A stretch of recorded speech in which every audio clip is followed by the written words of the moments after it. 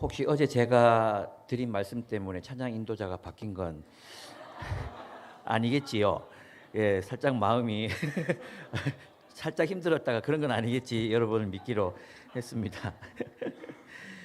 오늘 드릴 말씀의 주제는 세상에서 이루어지는 하나님의 선교. 원래 제목은 유배지에서의 선교라는 제목으로 여러분과 나누고 싶었습니다. 근데 유배지라는 말이 오늘날 우리에게는 이렇게 썩 와닿는 말이 아니기 때문에 이제 세상이라는 말로 바꿔서 여러분과 함께 얘기를 나눠보려고 합니다.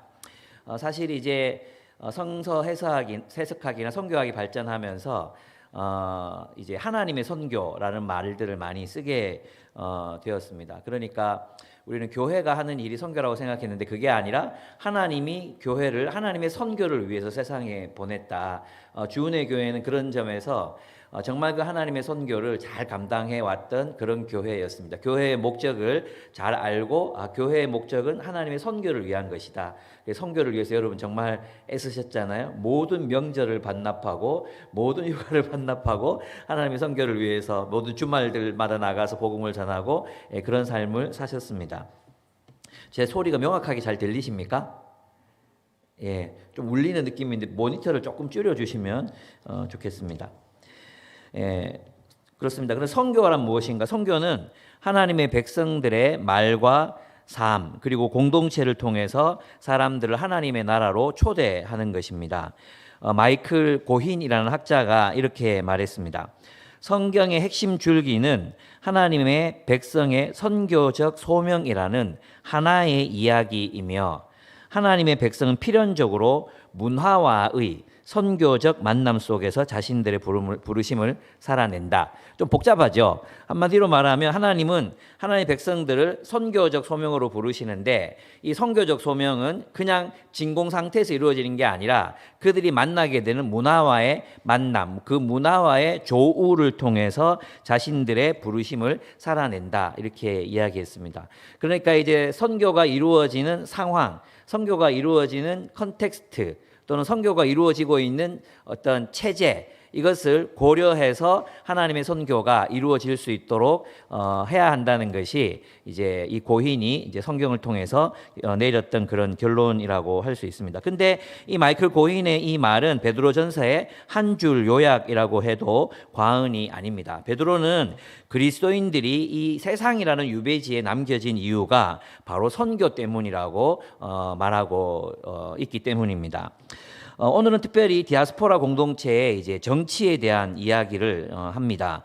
베드로는 이제 이 정치라는 말은 정치적으로 뭐 이 로마에 참여한다든지 이런 의미가 아니라 그들 스스로를 어떠한 공동체로 인식했는가, 그게 정치잖아요. 그들이 어떻게 자신들의 공동체를 형성하려고 했는가, 또 그 공동체가 세상에 존재하는 목적은 무엇이라고 생각했는가, 그건 정치를 통해서 이루어지는 거잖아요. 그죠? 이 정치란 말은 이제 거버넌먼트하고 달라요. 거버넌스인데 이건 뭐냐면 이제 우리가 어떻게 공동체를 이렇게 잘 세워서 하나님 나라로 드러나게 할 것인가. 하나님 나라의 공동체가 진공 상태에서 세워지는 게 아니라 우리가 살아가고 있는 현 상태의 문화와 삶의 체제 속에서 그 체제와의 만남 속에서 세워지지 않습니까? 그러니까 정형화된 모습이 없는 거죠. 그러면 그 체제 속에서 어떻게 적실한 하나님 나라의 공동체로서의 모습을 발현할 것인가, 또 그것을 보여줄 것인가, 이게 이제 베드로가 생각했던 이제 선교적인 어떤 공동체의 모습이라고 할 수 있습니다. 그래서 본문에 보면은 그 바벨론으로 포로로 끌려가서 살았던 하나님의 백성들은 유배지에서 살았지만, 어제 뭐라 그랬어요? 유배지였지만 그들이 그저 고통을 견디며 산 게 아니라 무엇하라 그랬죠? 그 세상에 샬롬을 구하는 삶을 살아야 했잖아요. 그래서 이제 그들은 그 정체성을 잃어버리지 않기 위해서 회당을 세웠습니다. 사실 유대교에서는 제사 제도를 빼버리면 제사 제도를 중심으로, 그 성전 체제를 중심으로 제사가 이루어지는 예루살렘 성전 체제를 중심으로 이스라엘이 형성되었는데 포로로 잡혀가니까 성전이 없어져 버렸잖아요. 그래서 그들이 이제 치열하게 고민했던 게 하나님의 백성으로서의 정체성을 무엇으로 가져갈 것인가? 우리가 어떻게 이 유배지에서도 하나님 백성으로 살 것인가를 고민했어요. 그 결과가 뭐였냐 하면 뭐였습니까? 율법이었거든요. 회당을 짓고 회당에 사람들을 불러 모아서 하나님의 말씀을 가르쳤어요. 그 말씀으로 그들은 그곳에서도 하나님의 백성으로 살아남았고 뿐만 아니라 하나님 나라의 백성에서 빛을 발하고 그곳에서도 선교적인 삶을 살아갈 수 있었다는 것입니다. 그래서 이제 몇백 년이 지났는데도 돌아오잖아요. 그죠? 몇백 년이 지났는데도 하나님 나라 백성으로서의 정체성을 잃어버리지 않고, 물론 뭐 여러 가지 오해와 또 변질된 면도 있었지만 어쨌든 그들은 다시 3차 바벨론 포로 귀환을 통해서 계속 이제 이스라엘 땅으로 돌아오게 됩니다. 그들은 회당을 중심으로 자치적인 정치 체제를 만들어서 율법을 따라 살려고 했습니다. 로마가 통치할 때도 마찬가지였잖아요. 로마가 통치하는데도 로마가 모든 나라의 문화를 다 로마화 시켰거든요. 근데 로마화 되지 않았던 유일한 집단이 유대인들이었어요. 그래서 유대 공동체는 군대도 안 갔어요. 군대도 차출을 안 했고 그들의 문화를 그대로 존중해 주는 그런 정책을 쓸 수밖에 없었어요. 너무나도 강력하게 저항했기 때문에 자치적인 정치 체제를 가지고 있었죠. 그렇습니다. 그래서 구약 성경의 이야기들을 보면 요셉 포로로 잡혀갔잖아요. 포로라기보다도 이제 죄수로 이제 잡혀가잖아요. 그 유배지가 아니라 이국 땅에서 살아갔던 하나님 백성의 모델로 요셉의 모습이 이제 이렇게 나타나고 있고, 그 다음에 이제 다니엘, 느헤미야, 이 모든 사람들이 다 그 땅의 번영을 위해 살아가면서도, 느헤미야도 보면 술관원이 돼서 그 왕을 보필하면서 잘 섬기잖아요. 다니엘도 마찬가지였잖아요. 요셉도 마찬가지였어요. 요셉도 이방 땅이었지만 그곳에서 하나님 백성으로서 막 이렇게 어떤 고립된 삶을 산 게 아니라 왕을 도와서 하나님의 정의가 이방 땅에 이루어지게 했거든요. 그죠? 요셉이 땅을 다 이제 흉년을 통해 다 사들였잖아요. 그리고 20% 소작료를 받죠. 이건 혁명이었어요. 지금도 있잖아요. 필리핀의 소작농들 있죠. 지금도 필리핀의 소작농들은 70%를 지주에게 내요. 70%를 갖는 게 아니고 70%를 지주에게 낸다니까요. 그걸 내면서도 그 땅에서 소작을 하려면 고리로 대출을 받아야지만 땅을 경작할 수 있게 해줘요. 근데 고대 사회에서 왕이 절대 권력을 가진 상태에서 20%만 내라. 이건 진짜 완전 토지 공개념 같은 그런 어떤 제도를 요셉이 실행하거든요. 근데 그게 이방 땅이니까 하나님 나라도 아닌데, 이방 땅인데 요셉의 관심은 무엇에 있었습니까? 이방의 정의를 실현하라는 하나님의 말씀. 그 계명을 따라서 그는 신실하게 거기서 그런 삶을 살았던 거예요. 근데 하나님 백성의 정체성을 절대 잊지 않았어요. 내 유고를 하나님이 언젠가 우리를 긍휼히 여기셔서 이 땅에서 나가게 하실 때 내 유고를 가지고 나가라. 그래서 이집트는 뭡니까? 이집트는 대부분 어떻게 장례합니까? 이제 그 미라 만들잖아요. 미라를 만들잖아요. 근데 요셉은 유대인들의 전통적인 장례 관습을 따라 유골 함에다가 자기 유골을 넣게 하고 그 유골 함을 들고 나가는 거예요. 미라를 들고 나가는 게 아니고.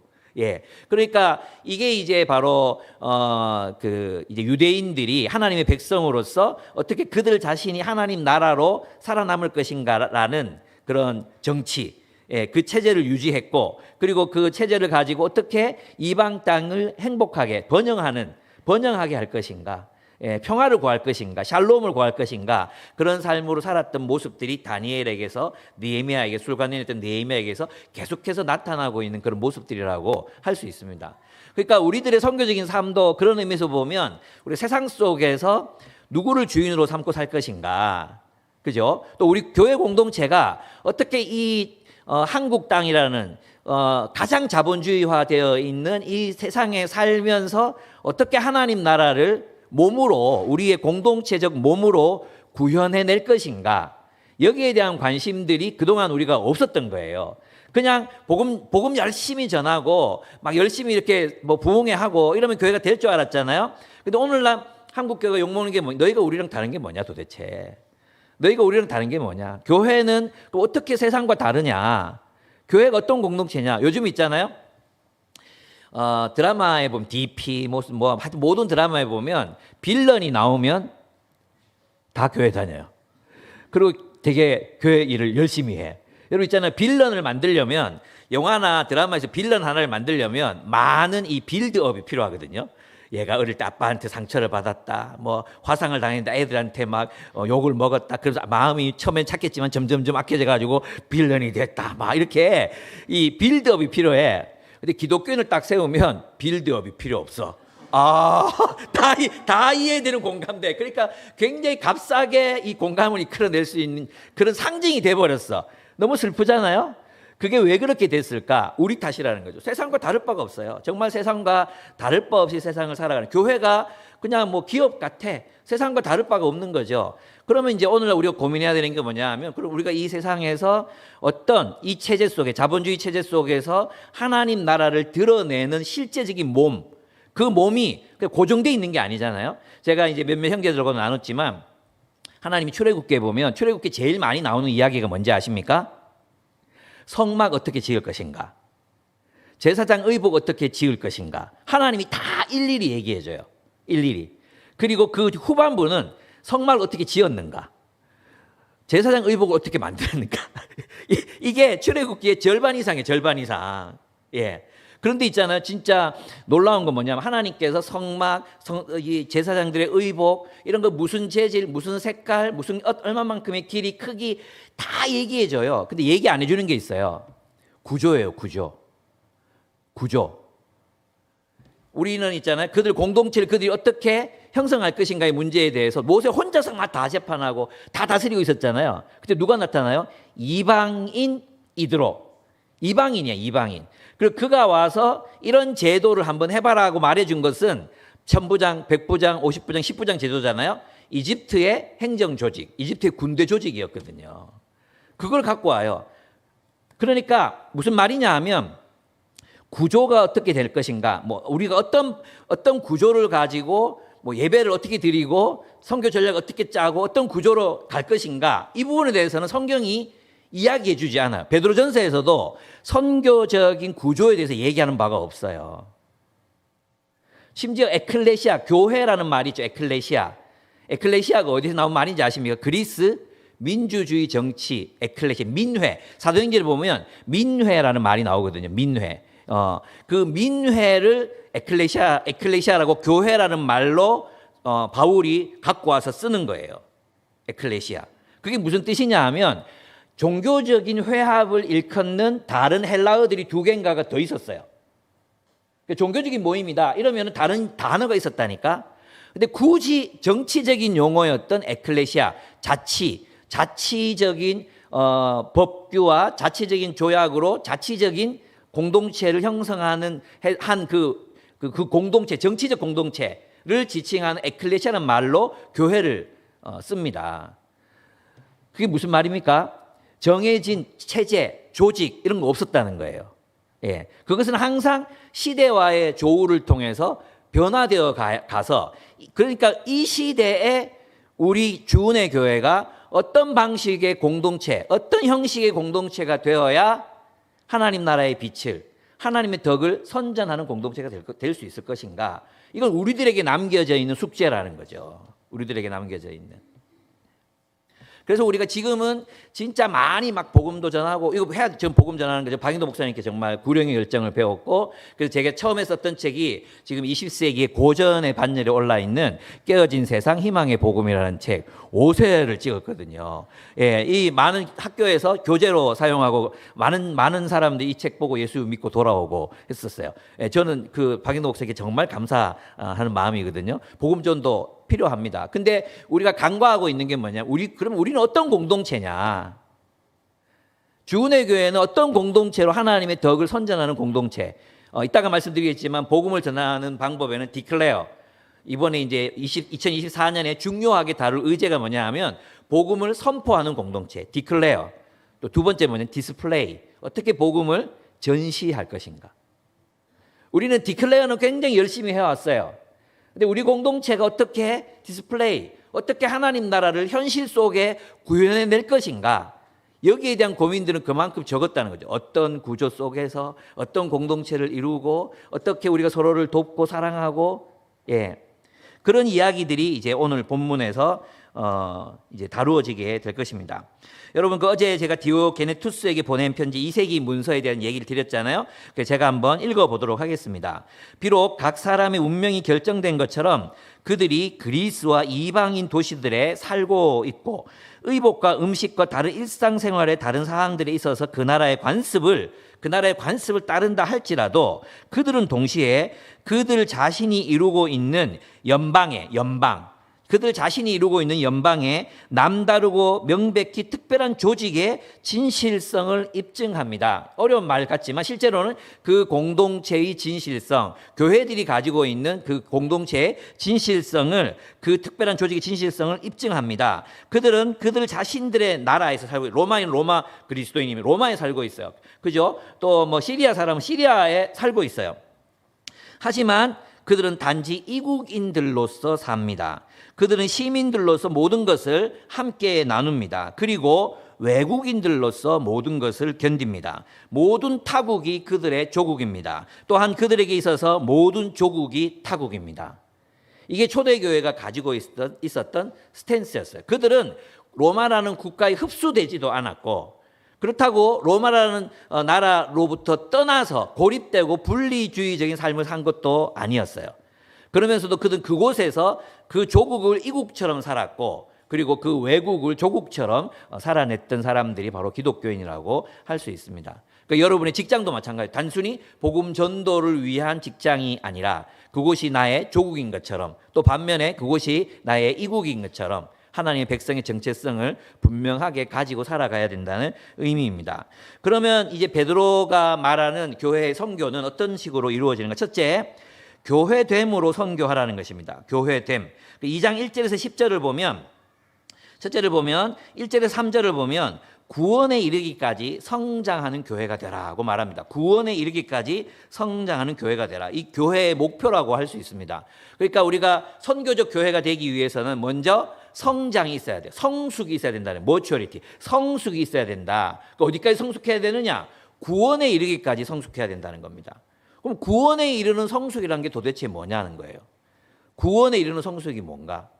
그죠? 저는 그것이 사랑이라고 생각합니다. 베드로가 왜냐하면 하나님이 말씀하시는 구원은 이 세대로부터, 이 세대는 탐욕과 폭력의 질서, 즉 하나님을 떠난 해 아래 세상을 말하는 거거든요. 제가 이제 뒤에도 있지만 그래서 나는 행복하게 살기로 했다. 그게 자세하게 나타나 있으니까 아직 안 사신 분들은 제발 한번 해 아래 세상, 그 해 아래 세상은 구부러져 있고 불공정하고 거지 같은 이 세상이에요. 예, 그런 세상에서부터 이 세대, 그런 성경에 오는 세대가 있고, 오는 세대, 오고 있는 세대. 그죠? 이것은 하나님 나라거든요. 그러면 이 세상이 어떻게 형성되어 있을까? 탐욕과 폭력의 질서로 사망이라는 죽음의 상태에 놓여 있잖아요.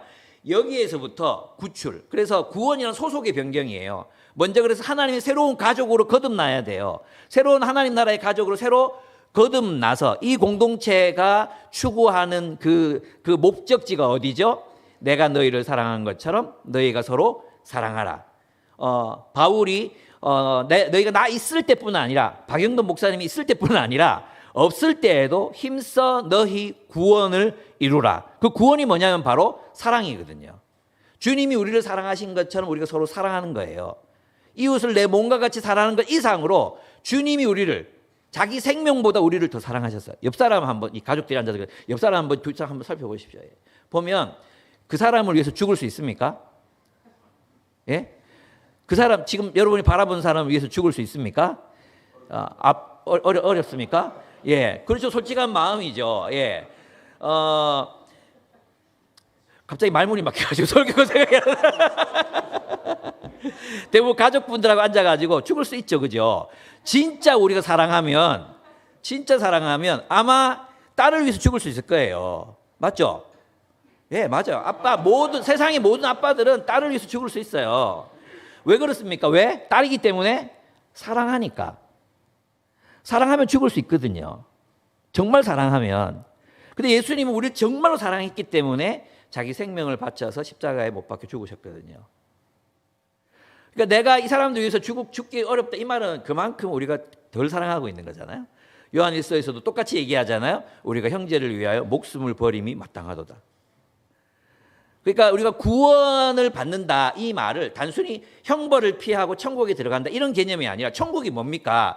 하나님의 통치를 따라 주님의 계명으로 서로를 뜨겁게 사랑하며 살아가는 영원한 사랑의 공동체. 그게 천국이거든요.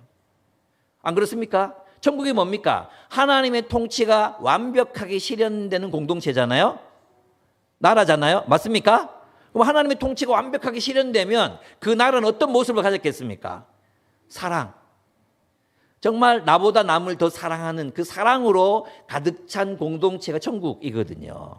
네. 이 사랑이 없으면, 이 사랑은 늘 새로운 거거든요. 사랑이 없으면 인간은 권태로워질 수밖에 없고요. 지겨워질 수밖에 없습니다. 예.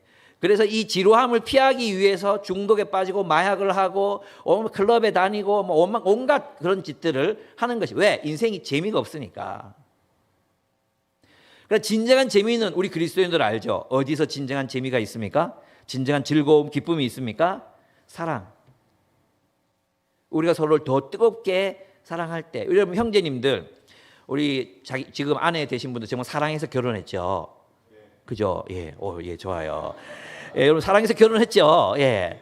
근데 그런 순간 있지 않았습니까? 내가 이 여자를 위해서는 죽을 수도 있겠다. 그런 정말 뜨거운 마음으로 여러분의 아내를 사랑했던 순간이 있었죠. 지금 어떨지 모르지. 지금은 어떨지 모르지만 그런 순간이 있었잖아요.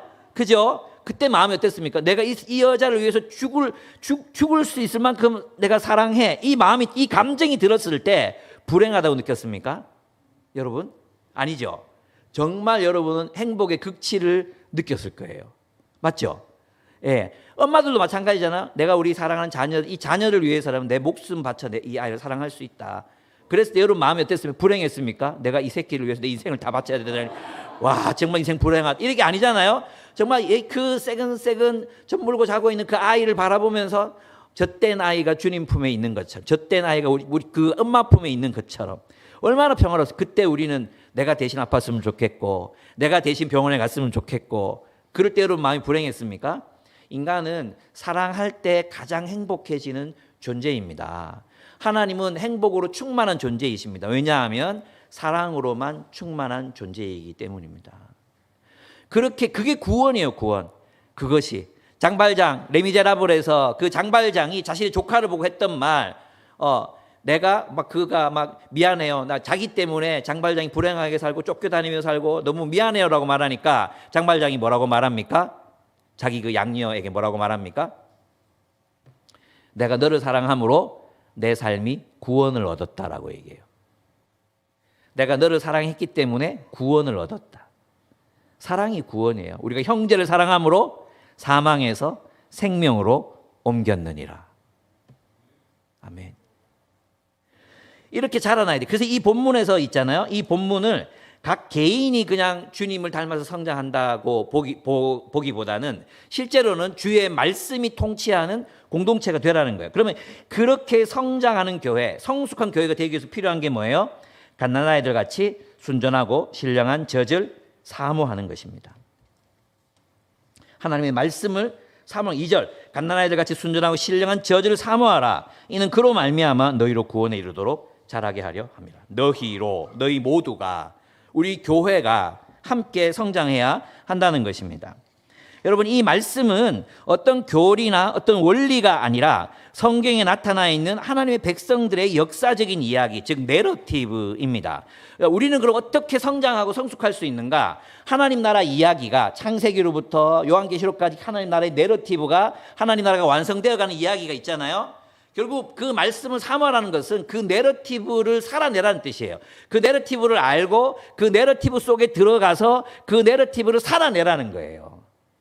인간의 성숙은 공동체를 통해서 성숙하는 거지, 지 혼자 맨날 성경 묵상하고 말씀 묵상하고 이런다고 성장하는 게 아니에요. 여러분 있잖아요. 제가 이렇게 어떤 교회든지 설교하러 가잖아요. 그러면 꼭 있잖아. 이제 요즘은 많이 없어졌어. 꼭 있잖아. 성경 백독하신 분이 저를 꼭 만나가지고 옆자리에 앉아요. 성경 몇 독 하셨습니까? 저는 뭐 한 번 할 때 뭐 몇십 번씩 읽어보고 하면 그런 거 말고 창세기부터 요한계시록까지 몇 독 하셨습니까? 이런 게 자기 의가 되고 이런 경우가 진짜 많아요. 왜 그런지 아십니까? 성경만 연구하고 성경을 살아가는 공동체 속에서 자신의 삶이 한 번도 헌신되어 본 적이 없는 거예요. 그 내러티브를 성경을 살아본 적이 없는 거죠. 갓난한 아이들에게 순전히 진행한 저질 사모하라는 얘기는 단순히 지식적으로 교리적으로 그 안에 있는 내용을 파악하라 이런 뜻이 아니라 묵상하라. 묵상이 하가잖아. 하가. 아시죠? 하가가 무슨 뜻인지. 맹수가 짐승을 잡아놓고 먹기 위해서 이렇게도 뜯어보고 저렇게도 뜯어보고 이게 하가, 이게 묵상이에요. 묵상은 이게 아니에요. 여러분 이제 그런 의미에서 모든 우리의 성경 묵상은 우리의 마음, 우리의 지성, 우리의 의지, 우리의 몸, 우리의 모든 관계, 이 모든 것들을 통틀어서 성경의 세계 속으로 들어가는 것이 성경의 이야기를 살아내는 것, 묵상하고 살아내는 것, 그것이 말씀을 사모하는 사람의 마음이라는 것입니다. 그게 우리를 성숙시켜요. 혼자서 잘하지 않아요. 예. 그래서 있잖아요. 우리도 마찬가지입니다. 그래서 이제 스탠리 하우어스가 교회됨에서 이런 얘기를 했습니다. 이러한 성품, 구원에 이르는 성품은 추상적으로 형성되는 것이 아니라 그에 상응하는 사회, 즉 이야기를 가진 사회를 통해 형성된다. 이렇게 얘기했어요. 이야기를 가진 사회를 통해 형성된다. 즉 공동체는 역사를 공유하는 공동체입니다. 여러분 그래서 있잖아요. 이 주은혜 교회를 진짜 대학 졸업하자마자 대학생 때부터 이 교회를 섬기고 막 중국 쫓아가고 또 막 터미널에 가서 복음 전하고 그렇게 해서 교회를 세워왔던 사람들의 이야기가 있잖아요. 그 이야기를 여러분이 계속해서 들려줄 필요가 있어요. 교회는 그래서 하나님의 백성의 역사를 공유하는 공동체라고 할 수 있습니다. 우리는 하나님의 백성들이 살아온 이야기, 그 내러티브를 공유할 뿐만 아니라 우리가 살아가는 하나님 나라 이야기 속에서 우리의 이야기가 이제는 들려져야 한다는 거예요. 그래서 있잖아요. 사도행전을 보면 그냥 끝나요. 그냥 사도행전 마지막 장을 보면 바울이 어디로 간지도 안 나와. 그냥 끝나. 그 다음 이야기가 뭐야? 이건 굉장히 누가가 고도로 전략적으로 기술하고 있는 거거든요. 무슨 말이냐 하면 결말이 없다는 거예요. 그 다음 사도행전 29장 누가 써야 된다는 거예요? 우리의 이야기가 되는 거죠. 그럼 우리가 지금 주은혜 교회가 어떻게 하나님 나라의 내러티브를 살아갈 것인가? 그러면 이 이야기, 하나님 나라 이야기를 살아감으로 우리는 이 이야기를 어떻게 살아가고 어떻게 전수하고 어떻게 전달해낼 것인가? 그게 교회라는 겁니다. 그것이 그 공동체가 하나님 나라를 살아온 이야기 속에 들어가서 우리의 다음 세대들이 이 이야기를 함께 공유할 때 자신들의 교회가 되는 거예요. 이 이야기가 자기들의 이야기가 되지 않으면 남의 얘기인 거예요. 예. 우리 딸내미도 지금 이제 지교회 찾는다고, 기쁨의 교회는 자기 교회가 아니래. 자기 공동체를 찾는다고 지금 방황하고 있거든요. 그래서 12월까지 찾아봐라. 1월부터는 꼭 어디 교회라도 가야 된다고 얘기해놨어요. 남의 얘기가 아니에요.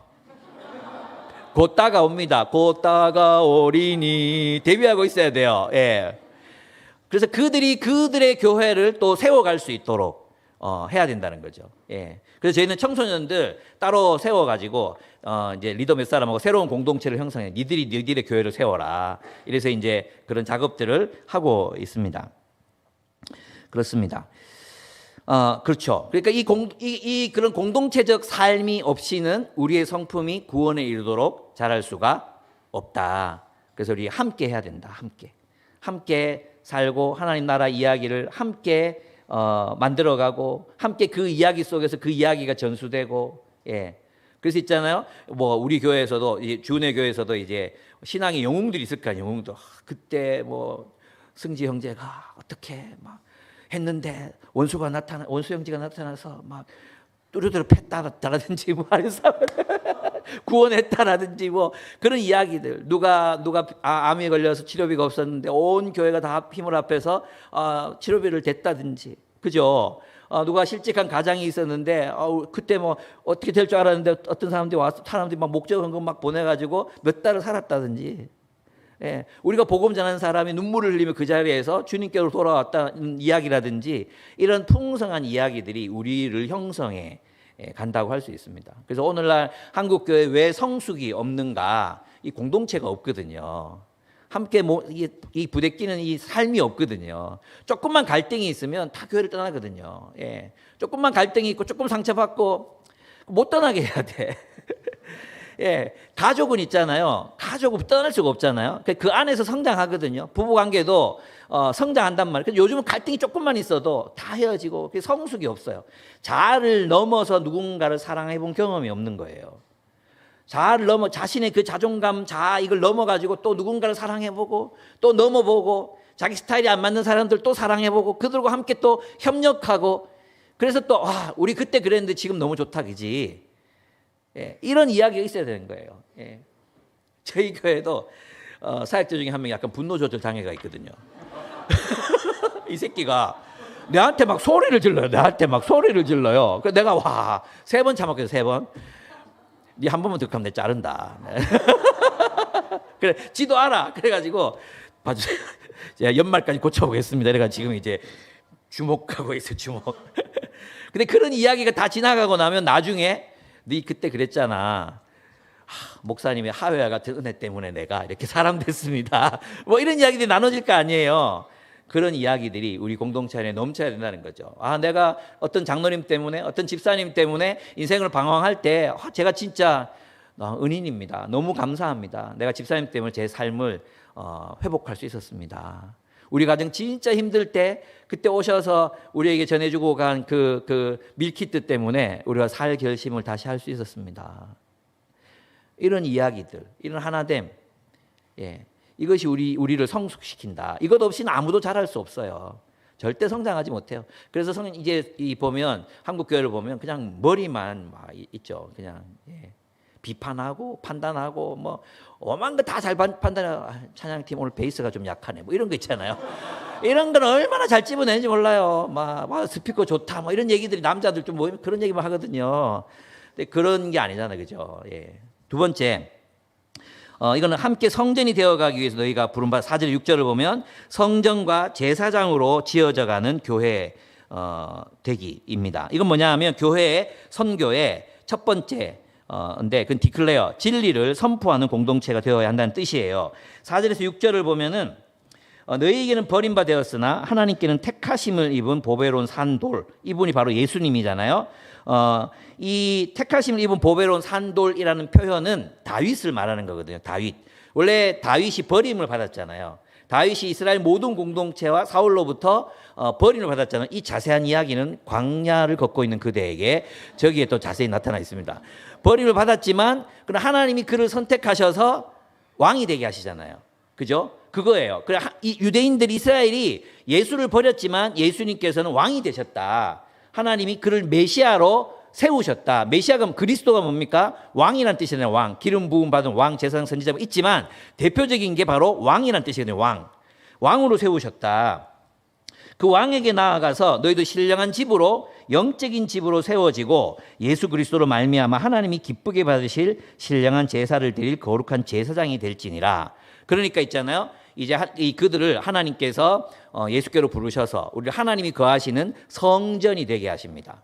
그죠? 한 성전, 한 몸이 되게 하십니다. 그리고 이 몸이 해야 될 일은 뭐죠? 제사장, 즉 세상을 향한 제사장의 역할을 해야 한다는 거예요. 그러면 제사장이 무엇을 위해 부름받았나? 그게 어디에 나오냐 하면 말라기 2장에 나와요. 말라기 2장 5절에서 7절. 말라기 2장 5절에서 7절을 제가 한번 읽어보겠습니다. 내가 레위와 맺은 언약은 생명과 평화가 약속된 언약이다. 나는 그가 나를 경외하도록 그와 그 언약을 맺었고 그는 과연 나를 경외하며 나의 이름을 두려워하였다. 그 다음부터 제가 세 번역으로 읽어보겠습니다. 그는 늘 참된 법을 가르치고 그릇된 것을 말하지 않았다. 그는 나를 불편하게 하지 않았고 나에게 늘 정직하였다. 그는 또한 많은 사람들을 도와서 악한 길에서 돌아서게 하였다. 제사장의 입술은 지식을 지켜야 하겠고 사람들이 그의 입에서 율법을 구하게 되어야 할 것이다. 아멘. 모퉁이 때 돌이 예수께 가서 성전이 돼서 뭐 하라는 겁니까? 진리를, 말씀을 선포하라. 이런 뜻이에요. 제사장의 역할이 뭐예요? 말씀을 가르치는 일이었잖아요. 말씀을 선포하는 일이었잖아요. 그래서 있잖아요. 바울은 항상 회당에게서 복음을 전하고 나서는 또 처음에 예루살렘에서 복음을 전했잖아요. 예루살렘 성전은 그 성전을 마치 우리가 이런 공간이라고 생각하잖아요. 그게 아니라 공적인 광장이에요. 광장. 그 초대 교인들이 모여 있었던 데는 솔로몬 주랑이라고 사람들이 길 막 걸어 다니는 이런 기둥이 막 이렇게 서 있는 그 그리스 신전 이런 거 보셨죠? 그런 것처럼 주랑, 이 기둥들이 쫙 서 있는 길이었어요, 길. 어떤 뭐 예루살렘 성전 그러니까 예루살렘 성전에 들어가가지고 이런 집회를 한 것처럼 생각하는데 그게 아니에요. 그냥 공적인 광장에서, 그곳에서 공적인 광장에서 선포한 거예요. 선포, 디클레어. 복음을 선포한 것입니다. 그러니까 여기서 모퉁이 돌이신 예수께로 나아가 성전이 되고 제사장 역할을 하라는 것은 세상을 향해 진리를 선포하라는 것입니다. 복음을 선포하는 교회가 되라는 것입니다. 주은혜 교회가 잘 해왔듯이 터미널에서 역에서 그렇게 복음을 선포하는 교회가 되라 이 말입니다. 그리고 이것은 단순히 복음 전도만을 얘기하지 않습니다. 하나님의 뜻을 공적 광장에서 선포하라는 거예요. 정의와 공의가 무엇인지를 알리라는 거예요. 인간의 도가 무엇인지, 사람이 그렇게 살면 안 된다고, 사람들이 젊은 근로자가 기계에 끼어서 죽는 일이 다시 일어나면 안 된다고, 기독교인 고용주들이 그렇게 사람들을 착취하고 또 야근했는데도 수당도 안 주고 그런 식으로 살면 안 된다고 공적인 광장에서 진리를 선포하라. 그게 모퉁이 돌 대신 예수께 나아가 성전을 이루고 제사장이 되라는 뜻이에요. 왜냐하면 레위 사람들이 뭘 가르쳤겠어요? 레위 사람들이 하나님 백성들에게 뭘 가르쳤겠어요? 하나님의 계명을 가르쳤죠. 어떻게 살아야 하는가? 가난한 자를 어떻게 돌봐야 하는가? 약자들을 어떻게 해야 하는가? 희년을 어떻게 지켜야 하는가? 아닙니까? 맞습니까? 와, 말을 안 하는데. 맞죠? 그러니까 있잖아요. 주님께 나가 성전을 이루라는 것은 단순히 우리끼리 잘 살아라 이런 얘기가 아니라 진리를 선포하는, 복음을 선포하고 진리를 선포하고 정의와 공의를 선포하는 공동체가 되라 이런 뜻입니다. 그러니까 복음은 좁지 않습니다. 복음은 굉장히 넓습니다. 주의 영이 내게 임하심에, 그죠? 가난한 자, 포로한 자, 눈먼 자, 눌린 자에게 복음을 선포하게 하시고 하나님의 은혜의 해를 전파하게 하심이라. 성령이 임하면 세상의 정의와 공의가 실현됩니다. 우리는 이것을 다시 회복해야 하는 것입니다. 여러분, 우리가 먼저 정의의 공동체, 가난한 자가 없는 공동체, 이건 물론 있잖아요. 공산당하고 다르다 했죠. 성령이 이끄시는 대로 또 헌신하는 마음으로 서로를 돌봐야 돼. 그래서 이제 교회는 어떤 공동체냐? 서로 돈을 주고받는 공동체가 되어야 된다는 거죠. 왜?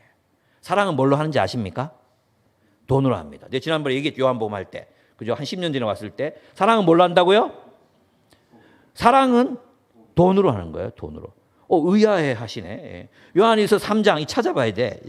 성경을 눈으로 똑 보여줘야 돼. 이분들 정말 PBS 하시면서 이런 것 모르고.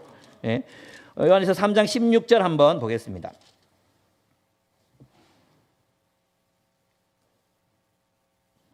요한일서 3장 16절. 그가 우리를 위하여 목숨을 버리셨으니 우리가 이로써 사랑을 알고 우리도 형제들을 위하여 목숨을 버리는 것이 마땅하니라. 제가 농담한 거 아니죠. 목숨 버리는.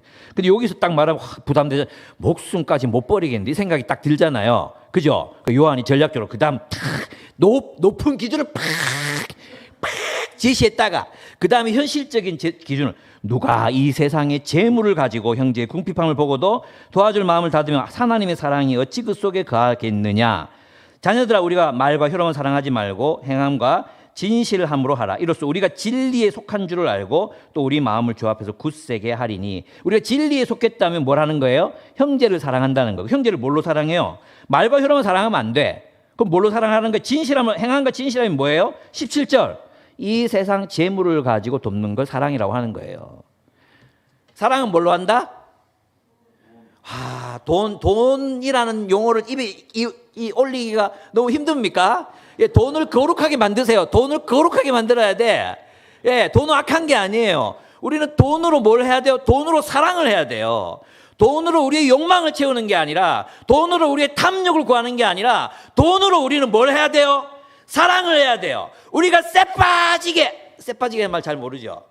이 경상도 말인데, 옛날에 이제 개를 잡을 때 개를 막 두들겨 패다가 개가 이제 이게 도망을 간단 말이에요. 어떻게 꾸리풀 도망을 가요. 그럴 때 혀가 빠지도록 혀가 이렇게 나와가지고 쇠가 빠지게, 그게 쇠 빠진단 말이에요. 우리가 쇠가 빠지게 막 직장에서 일을 하고 야근하고 돈을 버는 이유가 뭡니까? 왜 봅니까? 사랑을 위해서 버는 겁니다. 사랑을 위해 사랑하려고 누군가 돈 벌어가지고 누군가를 섬기고 사랑하려고 돈을 버는 겁니다. 우리가 일하는 목적이 뭐라고요? 사랑이에요. 예, 뭐 소명 이런 거 별 필요 없어요. 사랑을 위해 돈을 버는 거 사랑을 위해서. 예. 열심히 보세요. 아, 이 직장이 내 소명이 아닌 것 같아요. 지랄하지 말고 그냥 열심히 열심히 하세요. 열심히. 뭐 적성이 맞는 일이 세상에 있어요. 목사도 적성이 안 맞는데, 예? 좋아서 했는데 설교 준비하는 거 맨날 하기 싫어가지고 맨날 유튜브 봤다가 짤 봤다가 페이스북 했다가 그러는데, 예? 막 일하면서 막 즐겁고 행복한 일이 세상에 어디 있습니까? 갖고 와보라 그래. 없어요. 그러니까 사랑은 돈으로 하는 거다. 뭐 하다가 또 이 얘기를 했는지 모르겠는데, 예, 구원의 일도 잘하게 성전이 지어져 간다. 예. 그러니까 진리가 우리 공동체를 지배한다는 거. 이 진리 안에 거한다. 그게 뭘로 표현되나? 사랑으로 표현된다. 그죠? 그러니까 이게 디클레어 해야 되는데 우리는 그런 점에서 이제 하나님의 진리를 세상에 전파해야 될 뿐만 아니라 이제 7절에서 10절이에요. 7절에서 10절까지 거기에 보면 하나님 백성으로 구별된 교회가 되어야 된다는 얘기를 해요. 이 교회의 선교 두 번째, 이게 디스플레이예요. 앞에서는 너희가 모퉁이 돌이신 예수께 나아가서, 그래서 이게 모퉁이 돌 하면서 이제 그 돌에 걸려 넘어졌다 얘기하잖아요. 예수님은 진리를 말씀하셨는데, 제가 지금 시간 때문에 말이 빠른 거 죄송해요. 막 다 하려니까 막 빨라지는데, 진리를 선포하니까 사람들이 그를 잡아 죽였잖아요. 그죠? 그래서 모퉁이 돌을 친 예수께 나아가 성전이 되고 제사장이 되라. 이 말은 진리와 관리다. 진리를 선포하셨기 때문에 돌아가셨어요. 그 다음에 나오는 건 뭐냐 하면 9절에서부터 보면 이제 너희는 7절 10절까지를 보면 너희는 9절 보시죠. 너희는 택하신 족속이요 왕같은 제사장들이요 거룩한 나라요 그의 소유된 백성이니 이는 너희를 어두운 데서 불러내어 그의 기이한 빛이 들어가 계신 이 아름다운 덕을 선포하게 하려 함이라. 이게 디스플레이예요. 디스플레이. 그러면 우리가 하나님 나라의 공동체를 이루고 우리가 어떤 삶을 살아야 된다는 거예요. 우리 공동체가 하나님의 아름다운 덕을 디스플레이하는 교회가 돼야 된다. 우리 공동체, 아까 서로 사랑하는 모습으로 세상에 다르게 나타나야 돼. 그게 뭡니까? 그게 뭐냐 하면 하나님의 소유된 백성이다. 이 말은 뭐냐 하면 너희는 로마 땅에 있지만 로마 제국의 시민들이 아니야. 너희는 자본주의 세상을 살아가지만 너희는 자본주의자들이 아니야. 예. 너희는 하나님의 소유된 백성이야. 이 말이 뭐예요? 구별되라. 이 세상 로마의 아젠다에 흡수당하지 말고 너희들은 하나님의 백성으로서 고유한 정체성을 가지고 하나님의 뜻대로 살라는 것입니다. 즉 하나님의 소유된 백성이란 말씀은 교회는 세상 로마나 국가에 속한 것이 아니라 하나님의 소유, 하나님이 보물같이 여기시는 존재가 되었다는 말입니다. 이 말씀은 있잖아요. 이 베드로가 했던 이 말씀은 출애굽기 19장 5절에서 6절에서 나오는 말씀을 인용한 거예요. 그래서 출애굽기를 제가 읽어볼게요. 이제 너희가 정말로 나의 말을 듣고, 내 말이 뭐예요? 계명, 내 이웃을 내 몸과 같이 사랑하고 내가 세워준 언약을 지키면 이 언약이 뭐냐 하면 나는 너의 하나님이 되고 너는 내 백성이 될지라 이거예요. 나는 너의 하나님이 될 테니까 너희 내 백성이 될지라. 너희는 내 백성이기 때문에 내 말을 들어야 되는데 내 말은 십계명. 너희는 하나님을 사랑하고 내 이웃을 사랑하는 백성이더라. 그러면 너희는 모든 민족 가운데서 나의 보물이 될 것이다. 온 세상이 다 나의 것이다. 그러므로 너희는 내가 선택한 백성이 되고 너희의 나라는 나를 섬기는 제사장 나라가 되고 너희는 거룩한 민족이 될 것이다. 너는 이 말을 이스라엘 자손에게 일러 주어라 얘기했어요. 그러니까 이 말씀은 무슨 말입니까? 너희는 정말로 이 세상에서 하나님 나라의 공동체의 빛이 드러나는 그런 공동체가 돼요.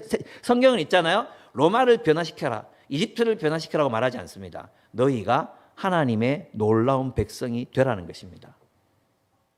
여러분 있잖아요. 이게 이제 사도행전에 보면은 야손의 집에 들였도다 하면서 막 자기들이 막 누구 한 사람은 이제 막 고발해가지고 막 이 말하고 저 말하고 막 민주주의가 무너지는 모습을 보거든요. 그 민회에 잡아가가지고는 거기서 막 통일이 안 돼. 막 자기들이 싸우고 분쟁하고 그리스가 그렇게 자랑했던 민주주의가 완전히 무너지는 걸 보여주거든요. 그리고 똑같은 말, 민회라는 말을 교회라는 말로 바꿔요. 민회, 교회. 교회가 성령과 함께 의논해서 정말 이제 단정하게. 그러니까 교회는 있잖아요. 굉장히 중요한 건데, 교회는 그 시대 사람들이 꿈꾸던 모습을, 꿈꾸던 이상향을 교회가 실현해 버리는 거예요. 사실 있잖아요. 그리스 로마는 그런 민주주의적인 그 이상을 꿈꿨거든요. 근데 자기들 못했어요. 근데 교회를 보니까 교회가 한 거예요. 교회가 하고 있는 거예요. 여러분 있잖아요. 한국 기독교도 똑같아요. 유교적 질서 있죠. 유교적 질서. 이 유교적 질서를 따라 살면 정말 세상이 괜찮아지거든요. 그런데 많은 유학을 따르는 선비들이 유교의 이상을 실현하지 못하고 바람피고 축첩하고 그리고 농민들 거 빼앗고 휴죠. 그렇게 진짜 희한하게 그 조선 후 말기가 정말 희한한 어떤 이 군상이 형성되잖아요. 돈 주고 양반 그 뭐 제도 막 팔고 또 사람들 사가 막 그 뭐 노남마지기를 그냥 보리 한 대박에 그냥 사가지고는 다 빚쟁이 만들고 노예로 만들고 노비가 얼마나 많았습니까? 그랬는데 기독교가 들어와 가지고는 그 유교적 이상을 실현해 버리는 거예요. 무슨 말인지 아시겠습니까? 예. 그 안에서 민주주의가 있고 정말 제대로 된 그런 서로 존중이 있고 경천애인, 그걸 이제 이 기독교인들이 실천해 버린 거예요. 그래서 많은 사람들이, 많은 기독교 위인들이 있잖아요. 유교의 이상을 실현하지 못했지만 많은 기독교 위인들이 와, 저 사람들 진짜 대단하다. 이런 사람들이 된 거예요. 우리의 복음 선포는 우리가 사는 시대와 연결되어 있습니다. 우리가 사는 시대 속에 어떻게 하면 정말 하나님의 복음을 정말 이 사람들이 볼 때 아름답게 보여줄 수 있을 것인가? 성경의 원칙, 성경의 말씀을 따라 어떻게 이 공동체를 세워야 저 사람들이 우리를 보고 나도 교회 다니고 싶다. 이 말을 할까? 전시, 디스플레이 하라는 거예요. 우리는 그런데 복음된, 제사장된 우리의 모습을 디스플레이 한 게 아니라 세상과 똑같아짐으로 우리를 디스플레이 해온 거죠. 빌런이 된 거야, 지금, 결국은. 존 하워드 요더라는 신학자가 있습니다. 요더는 교회를 세 교회로 나눕니다. 행동주의 교회, 이건 주로 자유주의 교회들이에요. 이 교회는 있잖아요. 이제 스탠리 하우어스도 마찬가지로 제가 말하는 사람들 다 중요한 사람들이거든요. 이분들이 쓴 책들은 꼭 읽으셔야 돼요. 존 하워드 요더의 예수의 정치학, 스탠리 하우어스의 하나님의 나그네 백성, 읽어보셨습니까? 손 들어보십시오. 이런 싹 무식해가지고 이 사람들이 정말 책을 읽어야죠. 책을. 하나님 나그네 된 백성이 꼭 읽어야 돼. 이 시대에 꼭 필요한 책이에요. 꼭 읽어야 돼요. 그리고 또 뭐 읽어야 됩니까? 그래서 나는 행복하게 살기. 꼭 읽어야 돼요, 여러분. 예. 행동주의 교회는 어떤 교회냐 하면 자유주의 교회를 말하는데, 그들이 있잖아요. 자신들의 아젠다를 세상에서 가져왔어요. 세상의 의제. 그리고 세상이 말하는 대로의 정의를 구현하려고 세상 속으로 들어갔어요. 그러니까 자유주의의 그 목적이 뭐였냐 하면 세상과 다르지 않게 세상과 어떻게 좀 세상에 설득될 수, 세상에게 좀 보여줄 수 있는, 아니 세상이 비난하지 않는 그런 종교가 될 것인가, 그거였거든요. 그래서 성경에 있는 신화적인 요소들 나는 신화로 생각하지 않지, 그걸 다 빼버리고 그냥 인간이 수용할 수 있는, 이성으로 수용할 수 있는 것들은 받아들이잖아요. 그걸로 복음을 전하려고 해서 소통하려고. 근데 그 결과가 뭐였습니까? 자유주의의 아젠다 아류로 그냥 기독교가 흡수돼 버렸죠. 그죠? 대표적인 게 뭐예요? 독일의 대부분 교회들이 히틀러를 메시아라고 주장했습니다. 90%의 독일 교회가. 여러분 모르셨죠? 그 유대인 학살에 90%의 교회가 동의합니다. 예, 이게 자유주의예요. 자유주의는 결국 세상의 아젠다에 휩쓸려 내려갈 수밖에 없어요. 제가 지금 하는 얘기는 그런 세상의 아젠다에 적응하라 이런 얘기가 아니에요. 두 번째 회심주의 교회. 이 회심주의 교회는 오로지 사람들의 회심, 변화에 관심이 있습니다. 근데 성경도 회심에 대해서 얘기합니다. 이 회심이 없이는 안 됩니다. 그래서 우리가 복음주의에서는 이 회심이 굉장히 중요한 의제입니다. 그런데 문제는 뭐냐 하면 회심주의 교회는 사회 구조를 개혁해도 인간의 죄의 결과를 해결할 수 없다고 믿고 개인의 내적인 변화만을 위해서 일합니다. 근데 여러분 아시겠지만 개인의 변화도 사실은 그가 속해 있는 공동체에 따라서 그 개인의 변화가 어떻게 일어나는지 달라져요. 예. 개인이 변한다고 해서 사회 구조가 저절로 변하는 게 아니에요. 무슨 말인지 아시겠죠? 모르시겠습니까? 개인이 변한다고 해서 착한 사람들이 모여 있다고 해서 그 구조 자체가 선한 구조가 되는 게 아니라는 거죠. 그러면 그럼 어떻게 해야 되느냐? 그렇습니다. 그래서 이제 개인 전도, 개인의 회심을 중요하게 여기는 한국 교회 흐름, 이게 보수적인 교회가 다 그랬어요. 그 모든 교회들은 대체적인, 그러니까 대안적인 사회 윤리가 그 교회 안에 없다는 거예요. 그래서 대부분 특징이 뭐냐면 개인 경건, 하나님 앞에서 개인적으로 잘 사는 것, 큐티하고 말씀 묵상하고 개인적으로 윤리적으로 사는 건 굉장히 괜찮아. 그런데 교회 그 자체가 하나의 대안적인 사회로서 모습을 보여주지 못했다. 이게 오늘날 신학자들의, 역사가들의 비판이거든요. 그러면 이 요더는 뭐라고 얘기하느냐 하면 고백교회, 이 고백교회는 어떤 교회냐 하면 독일에서 대부분의 교회들이 다 유대인들 학살에 동조하고 히틀러가 메시아, 하일 히틀러 하면서 히틀러가 메시아라고 외칠 때 아니다. 그리고 히틀러가 장애인들을 다 말살하려고 하고 유대인들을 죽이려고 할 때 하나님의 말씀은 그렇게 이야기하잖아요. 이 고백교회는 있잖아요. 철저하게 성경 중심의 교회였어요. 그 교회는 주의 교회처럼 성경을 강해하는 교회였어요. 근데 역사의 그늘에 서서라는 책이 있거든요. 거기에 보면 이분들이 히틀러가 장애인들을 이제 임신을 중단시키고 그리고 학살을 하려고 했을 때 고백교회에서는 성경은 약자들을 돌보라고 했습니다. 성경은 나그네들을 돌보라고 했습니다. 그렇게 설교하고 나서 그들은 잡혀가서 가스실로 끌려갔어요. 그럼에도 있잖아요. 그 신앙을 지켜냈던 사람들은 오로지 고백교회 사람들밖에 없었어요. 어떤 뜻인지 아시겠습니까? 미국도 보십시오. 회심주의 교회 대표적인 게 미국 복음주의거든요. 영국 복음주의하고 미국 복음주의는 달라요. 영국 복음주의는 굉장히 주류 교단으로 들어가가지고 나름 이제 노예 제도도 폐지하고 이런 역할들을 해요. 근데 미국 복음주의는 굉장히 근본주의로 가거든요. 근데 여러분, 미국 교회가 그렇게 막강한 힘을 가지고 있으면서도 교회 자체가 자본주의를 극복하거나 가난한 사람들을 위한 대안이 되거나 하나님의 정의와 공의를 실현하는 어떤 공동체가 되거나 이런 얘기가 없어요. 그게 바로 회심주의 교회가 가지고 있는 한계라는 거죠. 그래서 이렇게 말합니다. 고백교회는 가시적인 교회가 되기를 소망한다. 이게 굉장히 세상에 보이는 교회가 돼야 된다. 다르게 보이는 성경으로 형성된 가시적인 교회가 된다. 그러면 가시적인 교회란 뭐냐? 그 안에 속한 사람들이 서로 약속에 충실하며 원수를 사랑하고 진리를 말하며 가난한 사람들을 존중하고 의로운 일을 위해 고난을 당하는 삶을 사는 것. 이러한 일들을 통해 놀라운 공동체를 창조하시는 하나님의 능력을 증언하면서 세상을 향해 분명하게 드러나는 장소다. 이게 교회다라고 스탠리 하우스는 이야기했습니다. 그렇죠. 이는 십자가의 공동체를 이루는 것입니다. 주은혜 교회는 다르지만 대부분의 교회들을 보십시오. 뭐하러 교회 갑니까? 예배, 구경하러 갑니다. 앞에 수많은 이제 진짜 방송국 뺨치는 방송시설들, 음향시설을 갖춰놓고 진짜 웬만한 가수들 뺨치는 사람들이 나와서 멋지게 차려입고 막 찬양하고 심지어 목사님들도 엔터테인먼트의 일환이 되잖아요.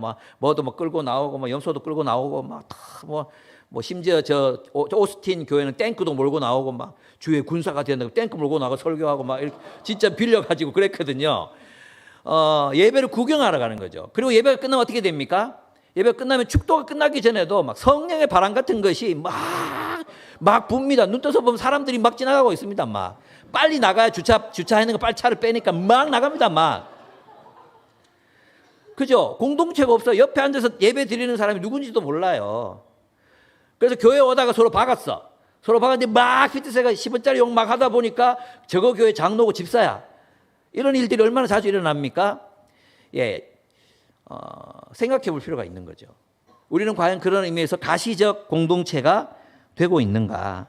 하나님의 말씀을 따라 서로를 뜨겁게 사랑하고 또 교회는 세상을 위한 제사장이 되고 세상의 샬롬을 구하며 살아가는 가시적 공동체, 나그네들의 가시적 공동체, 바로 그 삶을 살아가는 것. 그래서 있잖아요. 교회됨을 이루는 것, 정말 교회다운 교회가 되는 것, 세상에서 대안적인 사회적 실제가 되는 것, 디스플레이하라. 그래서 복음 전도는 많은 사람들은 또 이 공동체로만 가. 디스플레이만 하면 된다고 생각해. No. Declare. 우리는 진리를 선포하고 복음을 전할 뿐만 아니라 그 복음에 걸맞는 삶을 살아내므로 복음을 전시하는 사람이 돼야 된다. declare and display. 아시겠죠? 이것이 우리 교회, 우리 주은혜 교회가 앞으로 만들어 가야 하는 그런 어떤 삶의 모습이라고 할 수 있습니다. 그 다음에 2장 11절에서 25절을 보겠습니다. 2장 11절에서 25절을 보시면, 베드로전서는 아까 이제 여러분이 한번 잡으셨겠지만 그리스도인들에게 세상을 변화시키라고 하지 않고 세상에서 그리스도의 증인이 되라고 말합니다. 세상은 우리가 노력해서 바뀔 수도 있지만 안 바뀌어도 괜찮습니다. 우리는 증인이 뭡니까? 나는 하나님이 나를 다스리신다. 하나님이 우리를 다스리신다. 하나님이 온 세상을 다스리신다. 통치하신다. 하나님이 왕이시다. 예수가 왕이시다.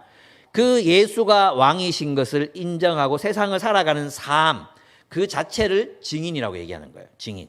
여러분 있잖아요. 이 증인이라는 건 뭐냐 하면, 여러분 그 사도행전을 보면은 너희가 예루살렘과 온 유대와 사마리아 땅끝까지 이르러 내 증인이 되라 하셨잖아요. 이게 1세기에 이게 어떤 것을 의미했냐 하면, 어떤 나라에 왕이 바뀌어요.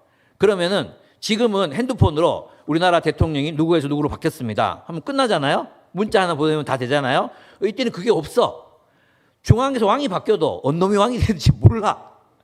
그죠? 그럼 어떻게 했냐 하면 증인을 보내는 거예요. 전령을 보내는 거예요. 전령을 보내서 왕이 변했다. 왕이 바뀌었다. 이제 이 나라의 왕은 누구누구다 하면서 외치는 거예요. 그게 증인이에요. 증인. 그러니까 있잖아요. 예수가 왕이시라는 사실을, 이제 왕이 바뀌면 법도 바뀌고 통치 방식도 바뀌고 다 바뀌잖아. 그 왕을 따라서 살아가는 삶을 사는 것, 그게 바로 증인의 역할이라는 거죠. 누가 왕이신지를 명확히, 예수가 그리스도이십니다. 이게 복음이거든. 예수가 그리스도이십니다. 이걸 증거하고, 또 우리 삶으로 예수가, 내 직장 상사가, 내 직장 사장이 나의 주인이 아니라 예수가 나의 주인이다. 그것을 나의 삶으로 드러내는 직장 생활을 하는 것. 우리 가정에서도 내가 왕이 아니라, 내가 뭐 남자든 여자든 누구든지 여왕이 아니라 우리 가정의 주인은 하나님이시다. 이것을 드러내며 사는 것. 이게 바로 증인의 삶이에요. 그래서 증인의 삶이란 하나님의 통치를 증언하고 하나님의 통치를 실현하며 하나님의 뜻대로 살아가는 삶이라고 할 수 있습니다. 이게 이제 선교인데요. 여러분 그동안에 보면 이제 여러 매체들에서 각 종교에 대한 호감도, 비호감도를 조사해서 발표했습니다. 거기에서 기독교는 항상 1등을 차지했습니다. 끝에서. 그리고 특히 청년 세대에서 기독교에 대해 가진 비호감도가 굉장히 높다고 나왔어요. 그래서 이런 보도가 나올 때마다 많은 사람들이 이제 우리 시대는 끝났다. 우리 시대 교회는 끝났다. 뭐 이렇게 생각했거든요. 근데 이제 이 한국교회 탐구센터에서 다시 새로운 조사를 합니다. 이게 뭐냐 하면 2016년부터 2020년까지 5년 동안 교회를 다니며 신앙을 가지게 된 사람들, 일반 사람들의 교회에 대한 호감도가 아니라 이 사람들은 이 비호감도가 넘치는 세상 속에서 이 사람들은 왜 예수를 믿었을까? 그걸 조사를 한 거예요. 그래서 이제 그들이 포럼을 가졌는데, 교회를 선택한 사람들이라는 주제로 포럼을 가지게 됐습니다. 거기서 나온 심층 결과가 이랬습니다. 뜻밖의 연구 결과. 기독교를 선택하는 데는 종교에 대한 호감도는 중요한 고려 요소가 아니라는 거예요. 호감도 중요하잖아요. 기독교에 호감을 가졌다고 그 사람이 크리스찬이 된 게 아니었고, 비호감이었다고 기독교인이 안 된 게 아니었다는 거예요. 조사해보면 통계상 의미가 없어. 그럼 도대체 호감을 가진 사람, 비호감을 가진 사람, 이게 다 아니라면 누가 예수를 믿었겠어요? 누가 예수를 믿었겠어요? 가까운 사람이 신실한 그리스도인일 때 믿게 되는 경우가 대부분이었어요. 친척, 친구, 직장 동료. 그래서 있잖아요. 호감도, 이거 여론에서 떠드는 게 중요하잖아요. 그 비그리스도인 바로 옆에 누가 있느냐. 그 옆에, 바로 옆에 있는, 옆을 지키는 그리스도인이 얼마나 신실한가, 얼마나 정직하고 얼마나 매력적인 삶을 사는가, 그리스도인답게 사는가, 그것이 가장 중요한 회심의 요소였다는 것입니다. 아멘? 그렇게 희망이 있어요, 없어요? 희망이 있어요. 희망이 있는 거예요. 예. 그래서 저희 교회도 있잖아요. 그래서 이제 어떻게 해야 되느냐? 2장 11절, 12절 뭐 하라고 합니까? 선한 행실로, 이렇게 얘기해요. 선한 행실로. 2장 11절 보시면 사랑하는 자들아 거류민과 나그네 같은 너희를 권하노니 영혼을 거슬러 싸우는 육체의 정욕을 제어하라. 너희가 이방인 중에서 행실을 선하게 가져 너희를 악행한다고 비방하는 자들로 하여금 너희 선한 일을 보고 오시는 날에 하나님께 영광을 돌리게 하라. 이렇게 얘기합니다. 즉 우리는 나그네와 거류민 같은 우리는 순례자들이기 때문에 이 세상에서 육체적 정욕을 버리고 이방 사람들 가운데 선한 행실로 살라는 것입니다. 리비치라는 사람이 유배된 교회에서 이렇게 씁니다. 베드로는 자신의 교회의 정체성을 분명하게 비로마적인 맥락에서 수립하려 애씀으로써 자신의 독자들에게 문화적 다수의 행위를 따르기보다는 그리스도께 충성하는 것이 언제나 보다 더 중요한 비전이라는 것을 보여주었다라고 이야기합니다. 우리의 삶은 로마적 상황, 자본주의적 상황, 이 맥락에서 우리의 삶이 세워지고 있는가? 아니면 정말 하나님 나라라는 맥락, 정말 하나님이 주인이시라는 맥락, 그 맥락 속에서, 그 배경 속에서 우리의 삶이 세워지고 있는가를 생각하라는 거죠. 누구에게 충성하는가? 베드로 사도께서는 사람들이 우리가 살아가는 삶이 뭘로 보여준다 된다는 거예요. 욕망을 따라 사는 삶이 아니라 하나님의 뜻을 따라 선하게 사는 것을 보여줘야 된다는 거예요. 그죠? 그러면 그리스도인이 증인이 되려면 세상 사람들처럼 똑같이 욕망을 추구하는 삶을 살면 안 돼. 어떤 삶을 살아야 돼요? 하나님의 뜻을 추구하는 삶을 살라는 거예요. 우리가 직장을 선택하거나 우리가 거주지를 선택하거나 우리가 모든 일을 행할 때 내가 편하고 내가 좋아하고 내가 원하는 삶이 아니라 하나님께서 무엇을 원하시는지 하나님의 뜻이 무엇인지를 따라 결정하는 것입니다. 예. 하나님 먼저 그 나라와 그 의를 구하는 삶을 살라는 것입니다. 그래서 있잖아요. 세상 사람들 우리가 세상 사람들처럼 그렇게 살지 않는다는 걸 보여줘야 돼요. 예. 우리가 이제 집을 자그마한 걸 하나를 샀거든요. 사서 이제 부동산에 가면 집을 살 때가 아니라 교회 건물을 이제 한 층을 더 사게 됐는데 저희는 여러분하고 비슷하게 대학생 열 몇 명으로 시작한 교회예요. 근데 이제 애들이 막 결혼도 하고 전도도 되고 막 이렇게 왔는데 아기가 태어났어. 시내에 있을 거예요. 시내 반월 땅이라고 대구 분들 아실 거예요. 대구 분들 많으니까 반월 땅에 그 228 공원 옆에 교회가 있었어요. 근데 이제 거기 그냥 중앙이니까 거기 계속 있으려고 생각을 했는데 하루는 애를 하나를 잃어버린 거예요. 근데 그 중앙통 아시겠지만 사람들이 얼마나 많이 다니는지 몰라요. 근데 거기서 애를 잃어버려가지고 온 교회가 예배 드리다가 애 찾으러 나가가지고 한번 정말 막 식겁을 한 적이 있었거든요. 그래서 이제 고민을 하고 있다가 이제 유라동으로 갔어요. 그때 청년들이었던 사람들이 3억을 헌금을 했어요. 정말 지금 생각해보면 지금 하라 그래도 못할 것 같은데 3억을 헌금을 3년 동안 하기로 하고 이제 3억을 해서 갔어요. 3억 주고 하나를 샀죠. 한 층을 샀어요. 근데 애들이 막 너무 많아진 거예요. 우리 지훈의 교회처럼. 지금 우리 초등학교 4학년 밑으로 100명이거든요. 100명이 막 쫓아다니는데 정신이 하나도 없어. 그래서 이제 주일 되면 공황장애를 일으키는 형제들이 많아요. 호흡곤란, 공황장애 막 이런 게 오니까 도저히 한 층으로 안 되는 거야. 그래서 4층에 학원 하는 사람이, 부동산 학원 하는 사람 좀 이상한 사람이 있었어요. 그 사람이 우리한테 오더니 목사님 좀 봅시다 그러는 거예요. 그랬더니 왜요? 그러니까 4층 사라고. 우리 돈 없어 그러니까 살 수 있다고 사라고. 그래가지고 이렇게 어디 누군가 원투원을 하고 이렇게 가는데 새마을금고에 교회 대출 플랜카드로 교회 대출 크게 적혀 있더라고. 하나님 뜻인가? 그리고 이제 집에 갔다가 계속 교회 대출이 야, 안 떠나는 게 가서 물어나 보자. 그래서 갔어요. 가가지고 우리가 요 4층 이 건물이 5층짜리인데 4층을 하나 살려고 하는데 돈이 없다. 그러니까 두 개 다 합해가지고 견적을 내서 우리가 살 수 있는지 해달라 물어봤거든요. 그랬더니 된다는 거예요. 그래가지고 저희 교회 헌금 안 하고 그냥 이제 이자만 내는 걸로 하고 월세 내는 거에 한 3분의 2 가격으로 지금 이제 두 층을 이제 쓰거든요. 뭐가 이래 됐지? 근데 그때 이제 부동산에서 이제 이게 계약서를 이렇게 쓰는데 그 부동산 아줌마가 뭐라 그러냐면 목사님 지금 기회라고 저 성서에 아파트 있는데 제가 그 대출 많이 받을 수 있도록 사라고. 우리는 우리가 그렇게 해서 그걸 사면 안 된다. 청년들 지금 얼마나 고생하는데 그러면 안 된다니까. 그 부동산인 사람들이 그 말하는 걸 다 들었어요. 전부 다 이렇게 미친 놈들 아니야? 약간 이런 눈빛으로 우리를 막 보는 거예요. 그런데 그분이 하시던 얘기가 정말 희한했어요. 제가 성서인 한 목사님한테 아파트 사드려가지고 2억 벌게 해드렸어요. 그 목사님이 한 채 더 해달래. 그렇게 얘기하는데 와, 진짜 쪽팔려서 죽는 줄 알았어요. 와, 어떻게 그럴 수 있는지. 예. 목사가 평소에 외제차 타고 다닐 때 알아봤는데 내 아는 놈이 아는 놈. 한창 10살 밑에. 아, 진짜. 그러니까 이 세상 속에서 우리 순례자들이, 그럼 세상 사람들이 우리를 보면서 그리스도인은 욕망을 따라 사는 사람들이 아니다. 근데 이게 정말 이게 힘든 게 뭐냐면 있잖아요. 제가 아는 목사님 한 분이 이 서울에 있는 어떤 뭐 대구 무슨 교회가 무슨 이런 교회가 있어요. 그 교회에서 아파트값 막 올라가고 전세금 막 올리고 이래가지고 청년들이 막 그때 자살하고 이런 게 있었잖아요. 그랬는데 그때 설교를 했어요. 우리 그리스도인들은 월세, 전세 이런 거 올리지 말자. 우리 그리스도인이잖아. 가난한 사람들 좀 그냥 아니 뭐 이렇게 깎으란 얘기가 아니라 그냥 그대로 그냥 합시다. 부목사였거든요. 다음 달 잘렸어요. 왜냐하면 강남에 있는 교회였는데 집이 한 채가 아니라 여러 채 가진 사람들이 많았는 거야. 불편했던 거지. 어디서 사회주의 빨갱이 사상을 가르치냐고 이래가지고 잘렸어요. 지금 제주도 가 계세요. 너무 슬프지 않습니까?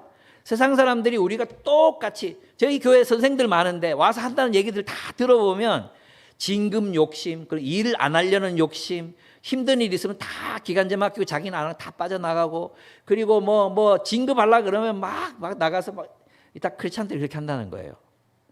세상 사람들처럼 욕망을 따라 사는 거죠. 욕망을 따라. 누가 진급하려고 당신 하세요. 그러고 좀 하면 안 됩니까? 전세금 나 올릴 때 막 안 올리면 안 됩니까? 저희 집 한 채 있거든요. 그 7억 4,500 받을 뻔한. 그거 받을 뻔한 집 있어요. 그거 사실은 그 재개발 된다 하기 전에 이제 팔려고 그랬어요. 팔려고. 그 팔고 우리가 뭐 어떻게 좀 편안하게 좀 살아보자고 팔려고 그랬거든요. 근데 하늘 성령께서 야 김유복, 네가 임마 욕심 따라 살지 말고 하나님 나라를 욕망하라 그랬잖아. 그럼 하나님 나라를 욕망하는 사람은 자기 집을 어떻게 하겠어? 어떻게 하겠어요? 가난한 사람한테 그냥 줘. 예? 그래서 제가 순종했어요. 그냥 줄 수는 없잖아요. 그래서 이제 모집했어요. 우리 집 다 떨어져 가는 우리 한 집이 하나 있는데 1966년에 지었다. 비도 샌다. 근데 내가 고쳐주겠다. 그래서 저희가 이제 아내가 뭐 퇴직금으로 받은 거 돈 500만 원 있었거든요. 그걸로 집 수리를 다 했어요. 진짜 우리는 살면서 막 이 벽지 떨어지고 막 얼룩 있죠, 얼룩, 벽지에 그 얼룩, 누런 얼룩 이런 거 지고 그렇게 잘 살았어요. 햇빛 들어오는 거 감사하면서 살았어요. 우리 애들도 진짜 순진해가지고 이 문에 막 거미줄 쳐져 있고 막 그럴 때 있었거든요. 엄마 거미야 이러고 막. 그리고 지금 막 이게 맹지 골목을 들어가야 있는 맹지야. 근데 거기에 이제 보도블록도 없어. 그래가지고 꽃들이 막 민들레가 막 피거든. 그 민들레 들고 돌아. 엄마 이거 밤 훅 불고. 엄마 개미가 지나가. 막 개미가 지나가. 막 애들이 지금 가보면 좁은데 그때는 마당이 그렇게 넓어 보일 수가 없었대요. 그때는 너무 행복해하거든요. 에어컨도 없었어요. 진짜 뜨거운데 막 땀 뻘뻘 흘리면서 자고 그래도 애들이 진짜 감사하게도 그 공간을 사랑해줬거든요. 근데 그 공간을 이제 저희 교회에 결혼을 했는데 남편은 실직하고 아내는 공황장애가 오고 그리고 매달 월세는 40만 원, 50만 원 나가고 학자금 대출 갚아야 되고 계속 마이너스 통장, 카드비, 돌려막기 이게 막 계속 되는 거예요. 그래서 내가 미안하지만 니네 우리 집에 와서 살아 그러니까 목사님 안 그래도 목사님 광고 했을 때 우리 가겠다고 말하고 싶었는데 너무 미안해서 입이 안 떨어지고 가라 괜찮다. 그 친구들이 5년을 거기 살았어요. 돈을 모았어요. 그래가지고 지금 방 3칸 있는 짜리로 유라동 우리 교회에 있는 집으로 옮겼어요. 박수 나와야지 박수. 네. 돈은 사랑을 위해 쓰는 거예요. 그러다가 또 한 놈이 영대에서 철학 박사를 받은 친구가 왔어요. 돈이 없다는 거예요. 그래 월세가 너무 많이 나간다는 거예요. 그래 그러면 어차피 파투 낳는 거 와서 살아라. 또 우리가 또 도배해주고 그래가지고 또 지금 그 친구가 거기서 살고 있어요. 칸트 공부 모임 이런 것도 거기서 하고요. 거기 마당에 고기도 구워 먹고 행복하게 살아요. 저는 이런 일들이 있잖아요. 많이 일어나야 된다고 생각해요. 크리스찬들에게서. 세상 사람들처럼 욕망을 따라 사는 게 아니라 하나님의 뜻을 따라 먼저 그 나라와 그 일을 구하는 이런 대안적인 삶, 연구해야 되거든. 생각해야 되거든. 근데 우리 생각 안 하잖아요. 그죠? 우리 어떻게 그런 대안적인 삶을 살 수 있을까 고민해야 합니다. 그래서 그 땅에 평화를 구하며 살아야 합니다. 리 비치가 그런 얘기했습니다. 만약 사람들이 종교로서의 기독교에 대해 생각하고자 한다면 그들이 읽게 될 첫 번째 텍스트는 성서가 아니라 교회다라고 얘기했습니다. 디오게네 투스에게 보내는 편지에서 그는 이렇게 자신 있게 말합니다. 그들은 가난합니다. 하지만 그들은 많은 사람들을 부유하게 만듭니다. 그들은 완전히 빈곤합니다. 하지만 그들은 완전한 부유함을 누립니다. 아멘? 이게 기독교인의 삶입니다. 예. 저희 교회도 이제 최근에 한 3가정이 교회를 새로 왔습니다. 다 완전 넌크리스찬들이에요. 교회를 한 번도 안 다녀봤어요. 근데 여기는 이제 숲 유치원이라고 거기서 엄마들이 만났어요. 근데 우리 교회 자매가 거기에서 아이들이 좀 별나거든요. 그런데 이제 그 아이들을 인내로 가르치고 밝고 명랑하고 이런 모습을 보고 한 자매가 이 자매가 살아가는 게 너무 신기한 거예요. 알아봤더니 하나님을 믿는다고 그래. 교회를 다녀. 그래서 나도 여기서는 다 예명을 부르거든요. 그래서 이 앵두 자매가 들꽃 언니의 삶을 보고 들꽃 언니를 따라서 교회로 왔어요. 그리고 와서 성경을 공부하고 진짜 있잖아요. 밤 1시까지 막 성경 공부하고 깨어진 세상 희망하고 저걸로 이제 공부하고 이렇게 책 읽고 나눴는데 너무 좋았대요. 그 시간이 너무 행복했대요. 진짜 자기는 아버지 어머니 엮이는 가정 살아서 마음도 공허하고 외롭고 그 외로움의 이유를 몰랐는데 알았다는 거예요. 그 예수 믿었어요. 예. 근데 남편이 또 아내를 정말 사랑해. 그리고 애들이 교회를 너무 좋아해. 그래서 애들이 막 교회를 오니까 운전하러 오잖아요. 처음에는 교회 안 올라오고 밑에서 기다렸어요. 밑에서. 지겹잖아요. 올라왔어요. 올라오더니 말씀 안 듣는 듯 하면서 들어. 그리고는 예배는 안 들어오는데 소그룹은 꼭 참석해요. 속으로 꼭 참석해가지고 그냥 흘러들었던 얘기 중에 궁금한 게 있으면 막 물어봐요. 막 그러면서 이제 거의 믿은 것 같아가지고 형제들이 이제 지금 믿으시는 거 맞죠? 아니 아직 안 믿는 거라고. 아직도 이 저쪽 이제 현관 쪽에서 그냥 서성이고 있거든요. 지지난주에 처음으로 예배당 안으로 들어왔어요. 예, 좀 있으면 이제 예수 믿을 것 같아요. 예, 그 친구분들도 똑같아요. 그 친구분들도 자기들이 대학 다닐 때 IBF 하던 친구가 있었는데 그들이 서로 너무 아끼고 사랑하고 그러면서 공부도 잘하고 또 참 이게 자기 진로를 척척척 이렇게 해가는 거 보면서 너무 부러웠다는 거예요. 근데 그 친구들이 우리 교회 다 있는 거야. 예, 그래서 이 친구들도 지금 교회 와서 계속해서 신앙을 알아가고 있습니다. 저희 교회는 멘토링을 합니다. 멘토링. 저희는 이제 여러분들 노방전도를 하지만 우리는 시간이 좀 많이 걸리는 멘토링을 합니다. 이건 뭐냐? 러빙핸즈랑 MOU를 맺고 초등학교 4학년부터 이제 중3까지 할 수 있어요. 중3에서 이제 멘토링 시작하면 고등학교까지. 고등학교 너무 늦었기 때문에 안 하는데 대신에 고등학교 3학년까지 해야 되는 거예요. 이미 미리 시작한 사람은. 그래서 이제 멘토링이 잘 걸리면 중3이 걸려요. 그러면 4년만 하면 돼. 4년만 꾸준히 만나주면 돼. 이건 횡재를 한 거죠. 근데 재수가 없으면 초등학교 4학년이 걸려요. 그러면 9년을 해야 돼요. 9년을 하나를 만나야 돼요. 근데 여러분 아시겠지만 청소년들 시간 안 지켜요. 앞에 나가서 1시간쯤 기다렸다 안 오면 전화하면 지금 나가요. 그래요. 어떨 때는 만나자고 해놓고 안 나와. 그런 때도 진짜 많아요.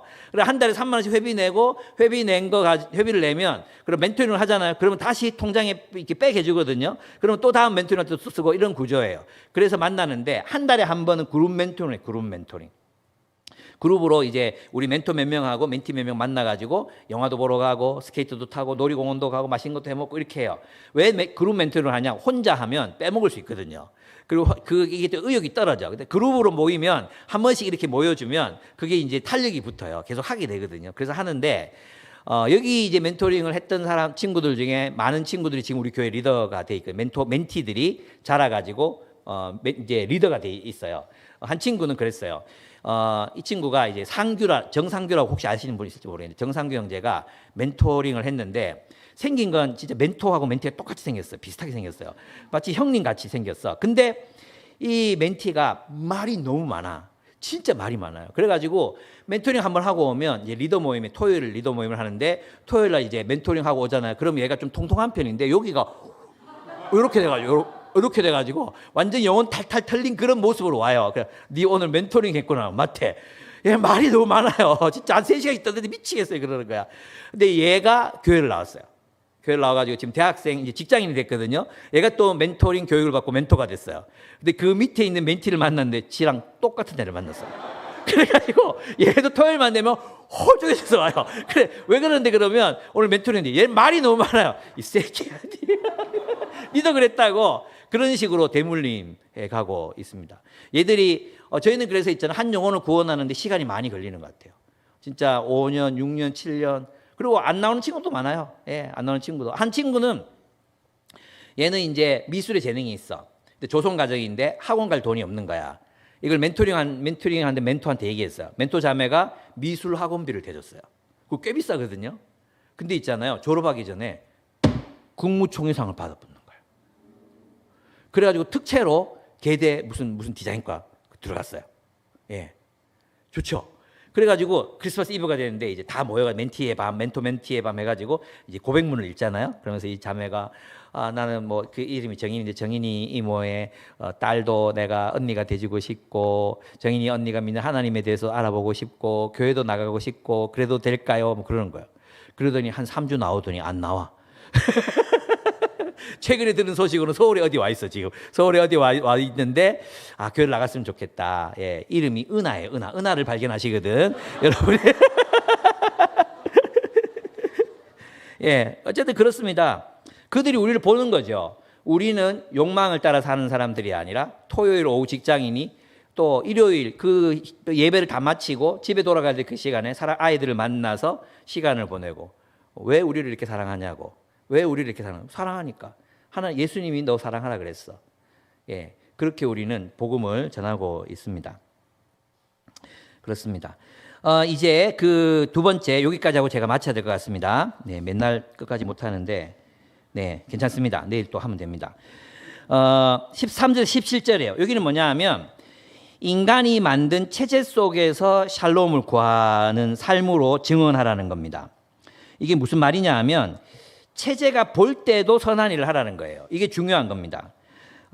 여기서 보면 그 13절 보겠습니다. 인간의 모든 제도를 누구를 위하여? 주를 위하여 순종하되 혹은 위에 있는 왕이나 혹은 그가 악행하는 자를 징벌하고 선행하는 자를 포상하기 위하여 보낸 총독에게 하라. 곧 선행으로 어리석은 사람들이 무식한 말을 막으시는 것이라. 너희는 자유가 있으나 그 자유로 악을 가리는 데 쓰지 말고 오직 하나님의 종과 같이 하라. 이랬죠. 이 말이 가지는 의미가 굉장히 큽니다. 이게 뭐냐 하면 인간의 모든 제도를 주를 위해 순종하라고 말합니다. 주를 위하여 순종하라는 거예요. 주를 위하여. 그러니까 그 체제가 볼 때도 선한 일을 하라는 것입니다. 디오고니투스에게 보낸 편지에 그는 또 이렇게 이 문서는 정말 중요한 문서입니다. 그들은 땅 위에서 바쁘게 삽니다. 땅 위에서. 하지만 그들의 시민권은 하늘에 있습니다. 그들은 제정된 법률을 지킵니다. 하지만 그들 자신의 삶 속에서 그들은 법률이 요구하는 것을 훨씬 능가합니다. 그들은 모든 사람을 사랑합니다. 이게 그들이 살아갔던 선교적 삶의 방식이었습니다. 그래서 베드로는 그 그리스도인들에게 어떤 체제 속에서도 하나님의 종으로 살라고 말해요. 근데 여러분, 하나님의 종이라는 말을 누가 받았는지 아십니까? 모세. 하나님의 종, 모세. 그러니까 있잖아요. 그들이 세상 속에 살면서도 뭐처럼 살라는 거예요? 하나님의 종, 모세, 요셉, 이사야가 또 하나님의 종이라는 칭호를 받잖아요. 또 누가? 예수님. 이런 존재로 세상에서 살라는 것입니다. 즉 그들은 이 세상의 평화, 샬롬을 구하는 삶을 살았습니다. 샬롬을 구하는 삶. 그 평화를 구하는 삶. 그러니까 너희가 세상을 살아가는 것은 그 체제 속에서 그 체제를 위한 하나님의 종으로 살라. 그 체제가 악하거든 하나님의 뜻대로 거부하라 하는 겁니다. 그래서 이제 뭘 하라고 그러냐 하면 사람을 공경하라고 얘기해요. 여기 본문에 보면 하나님의 종, 요거 들면 하나님의 종 이사야 42장 1절 내가 붙드는 나의 종 내 마음에 기뻐하는 자 곧 내가 택한 사람. 이 표현을 하면서 그 다음 구절이 나오는 게 뭐냐면 너는 열방의 빛이요 이방의 정의와 공의를 실현할 자다 이렇게 말해요.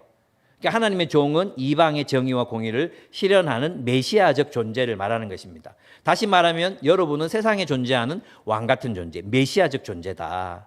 세상에서 메시아처럼 살아라. 그 땅의 지배자, 그 땅의 통치자처럼 살아라. 그래서 그 땅에 하나님의 정의와 공의를 실현해라. 근데 그 방법이 뭐냐 하면 우리가 맺고 있는 기본적인 관계를 변화시키는 거다. 그 얘기가 뭐냐 하면 무사람을 공경하며 여기부터 나오는 것입니다. 여러분 여기에서 첫째, 그리스도인은 모든 사람을 존중해야 합니다. 로마는 있잖아요. 종이 주인을 존중해야지 주인이 종을 존중하는 법은 없었어요. 아내가 남편을 존중하지 남편에게 아내를 존중하는 말은 없어요. 문장 자체가 없어요.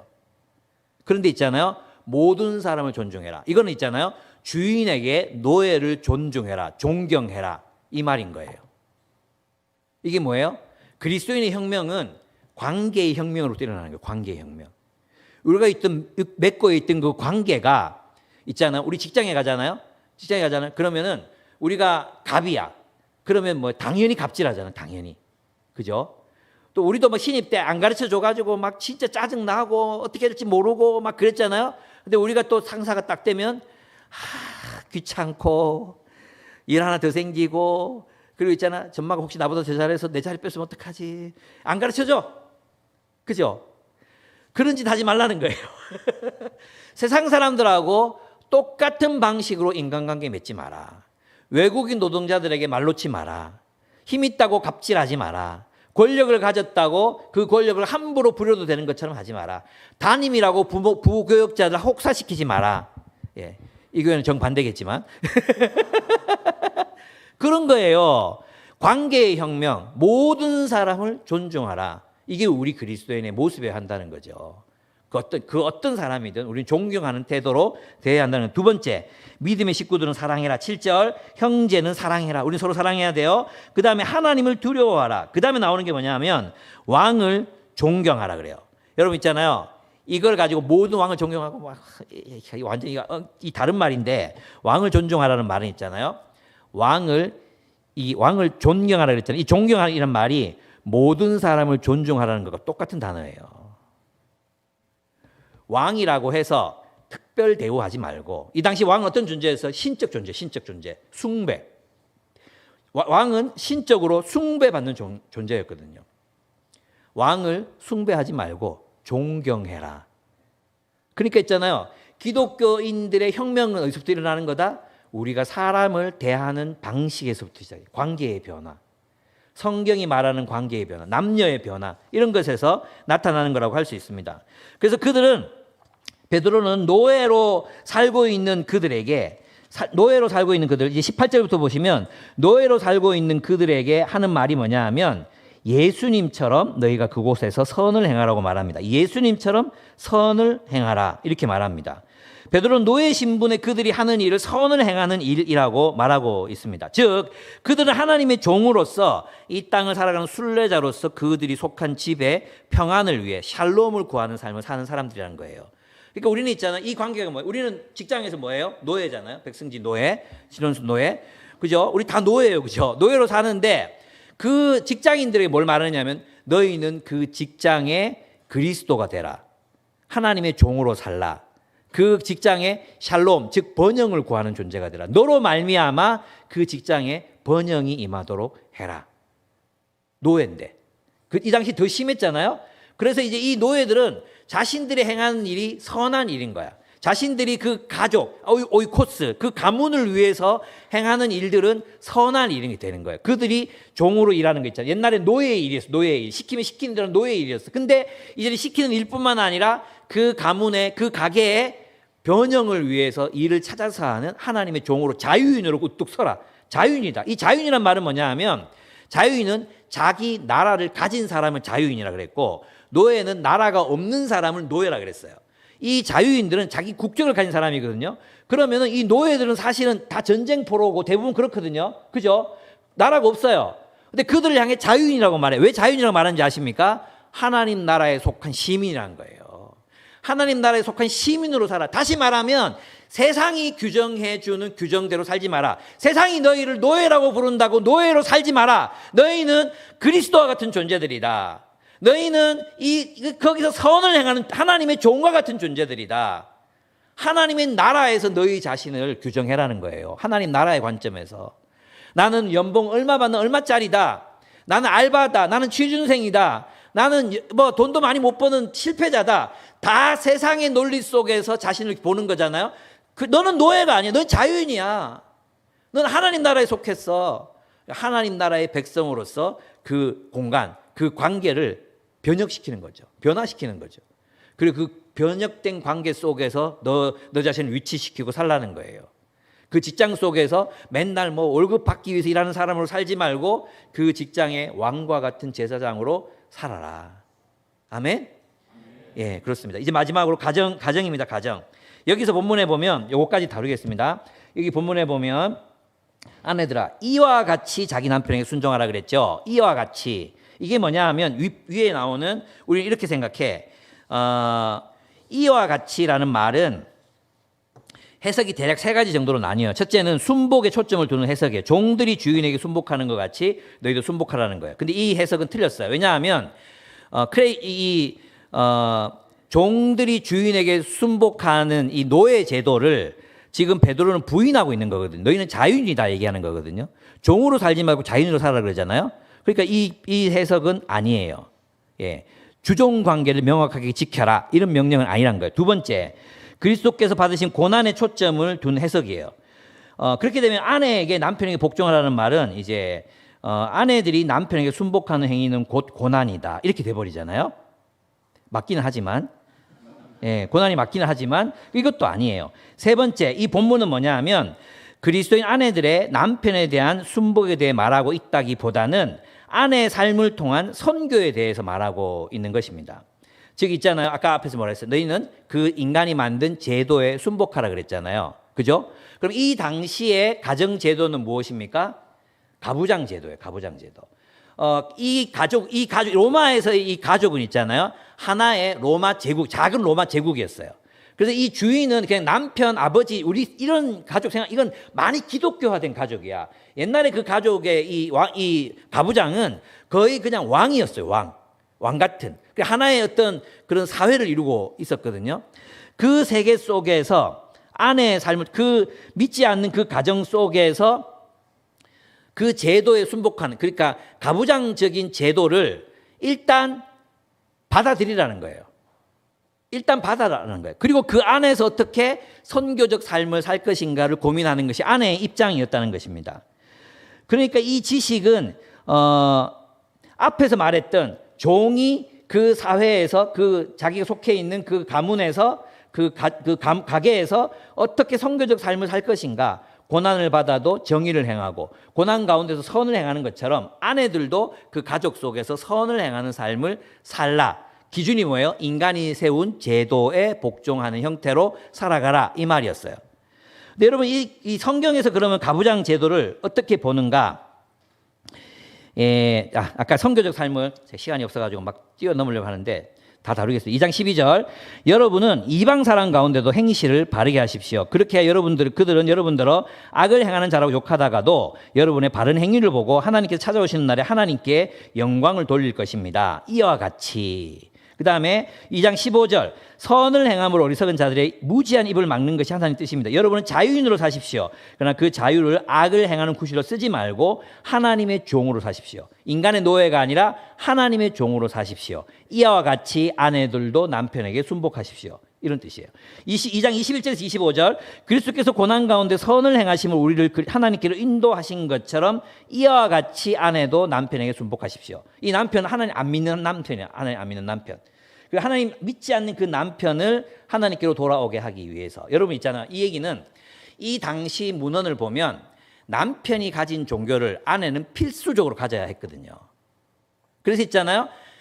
그러면 이제 그 제우스 신이나 다른 신을 믿는 이 가문에서 이 여성은 하나는 뭐냐 하면 자기 신앙을 포기하고 남편 신앙을 따라가는 것. 기독교지만 남편 신앙을 따라가는 결정할 수 있어요. 두 번째는 비밀리에 그렇게 할 수 있어요. 그죠? 예. 그런데 이 베드로는 뭐라고 말하고 있냐면 너의 신앙을 가진 채로 남편에게 복음을 전하는 거예요. 너의 행실로. 너의 선한 행실로 복음을 전하는 사람이 되라. 이것은 성교와 관련된 거예요. 그래서 남편의 말에 무조건 복종해야 된다고 성경은 적어도 베드로 전서는 그렇게 말하지 않습니다. 여러분 성경에서 가부장제를 어떻게 보는가? 가부장제는 하나님이 정하신 부부간의 질서일까요? 어떻게 생각합니까? 노예 제도는 어떻습니까? 노예 제도는 하나님 뜻입니까? 아니죠. 그러면 바울이 얘기했어요. 그리스도 안에서는 노예나 주인이나 노예가 없고 남자와 여자도 없느니라 했죠. 맞아요, 아니에요? 그럼 노예 제도가 폐지될 수 있으려면 가부장 제도 폐지돼야 되죠. 근데 이 당시에 가부장 제도를 폐지하면 어떤 결과가 생길까요? 여성들은 보호받지 못해요. 그래서 가부장 제도는 하나님이 원래 계획하신 제도는 아니에요. 근데 있잖아요. 아담과 하와 보십시오. 그 가부장 제도 없어요. 아담과 하와는 이는 내 뼈 중에 뼈요 살 중에 살이라. 네 아플 때 나도 아프고 네가 미소 지을 때 나도 미소 짓고 이 안에 너 있어. 이게 원래 남편과 아내의 관계예요. 정말 서로 뜨겁게 사랑하는 가부장 제도가 없어요. 근데 그 가부장 제도가 어디서 생기느냐? 라멕, 이 에녹성, 가인이 지은 성, 인간의 도성, 사람의 도성. 그죠? 그 안에 라멕이 가부장 제도의 최초 인물이 돼요. 그죠? 그래가지고 밖에 나가서 성에서 뭐 싸웠어. 창상을 입었어. 창상을 입었는데 내가 그들 죽여버렸다 그래. 그죠? 그걸 누구한테 해요? 자기 두 아내를 불러요. 아다와 실라를 불러요. 불러가지고 내가 시내에 나갔는데, 장터에 나갔는데 애는 놈들이 덤비더라고. 근데 내가 칼, 보이나? 요 흉터 보이나? 내가 걔들 어떻게 됐을 것 같아? 죽여버렸지. 그 하나님 벌 어떻게 받으려고 그래? 가인을 위해서 7배 벌을 준다고 라멕을 위해서는 1은 7배다. 내가 누가 나를 해치면 나는 1은 7배로 갚아준다. 너희는 내 말을 들을지어다. 너희는 내 말을 들을지어다. 너희는 내 말을 들을지어다. 자기 아내들이 왜 그렇게 말하겠어요? 까불지 마라. 죽여버린다. 이런 뜻이에요. 그러니까 가부장 제도를 성경은 굉장히 부정적으로 봐요. 그리고 이 가부장 제도가 계속해서 확산돼서 노아 홍수까지 가는 거예요. 뭘로? 폭력으로. 힘 있는 자들의 폭력으로 약한 자들을 다스려요. 그 극치가 노아 홍수 이전에 인류가 보여준 이 폐괴, 폭행, 폭력, 착취 이런 것들이 나타나는 사회가 된 거죠. 제 말을 지금 당장 여러분이 동의 안 하셔도 됩니다. 그런데 있잖아요. 예레미야 29장을 배경으로 하고 있는 13절은 인간이 세운 제도의 주님을 위해 복종하라는 거예요. 이 말씀은 노예들에게는 주인의 법이, 아내들에게는 남편이 세운 질서가 인간이 세운 제도라는 거예요. 왜 복종해야 되느냐? 그 당대의 문화 속에서는 그것이 선한 일이라고 알려졌기 때문이에요. 그 체제 속에서는. 그러니까 있잖아요. 우리가 그 체제 속에서 복음을 전하고 또 그리스도인답게 사는 것은 굉장히 어려운 일이라고 할 수 있습니다. 그래서 우리는 있잖아요. 이렇죠. 그 디오게네투스가 이렇게 말했대요. 그들은 제정된 법률을 지킵니다. 하지만 그들은 법률이 요구하는 것을 훨씬 능가하는 삶을 삽니다. 가부장 제도를 무너뜨릴 의도는 없어요. 그게 지금 당장 무너지면 나라가 세상이 너무 혼란스러워지는 거예요. 아내들은 남편의 보호를 받지 못하고 어린 자녀들도 보호를 받지 못해요. 필요해요. 그래서 있잖아요. 이것을 일단 지켜야 되네. 그런데 이걸 넘어서서 사랑하라는 것이 그리스도의 명령이라는 거예요. 가부장 제도에 얽매이지 말고 아내들은 남편을 뜨겁게 더 사랑하라는 것입니다. 여러분 있잖아요. 이 본문에 보면 사라가 남편을 위해서 순종했다. 너는 사라의 후손이 될 것이다. 이 말이 나오죠. 오늘 본문에 보면 어디 나오죠? 선을 행함으로 쭉쭉쭉 갔다가 3장에 가보면 6절 사라가 아브라함을 주라치는 하에 순종하는 같이 너희는 선을 행하고 아무 두려운 일에도 놀라지 않으면 그의 딸이 된 것이랬죠. 이 아무 두려운 일에도 놀라지 않는 게 뭐냐면 있잖아요. 여러분 아브라함이 사라를 누이라고 했다가 이집트에 이제 잘못하면 팔려가게 됐잖아요. 그 부인 빼앗기게 생겼잖아요.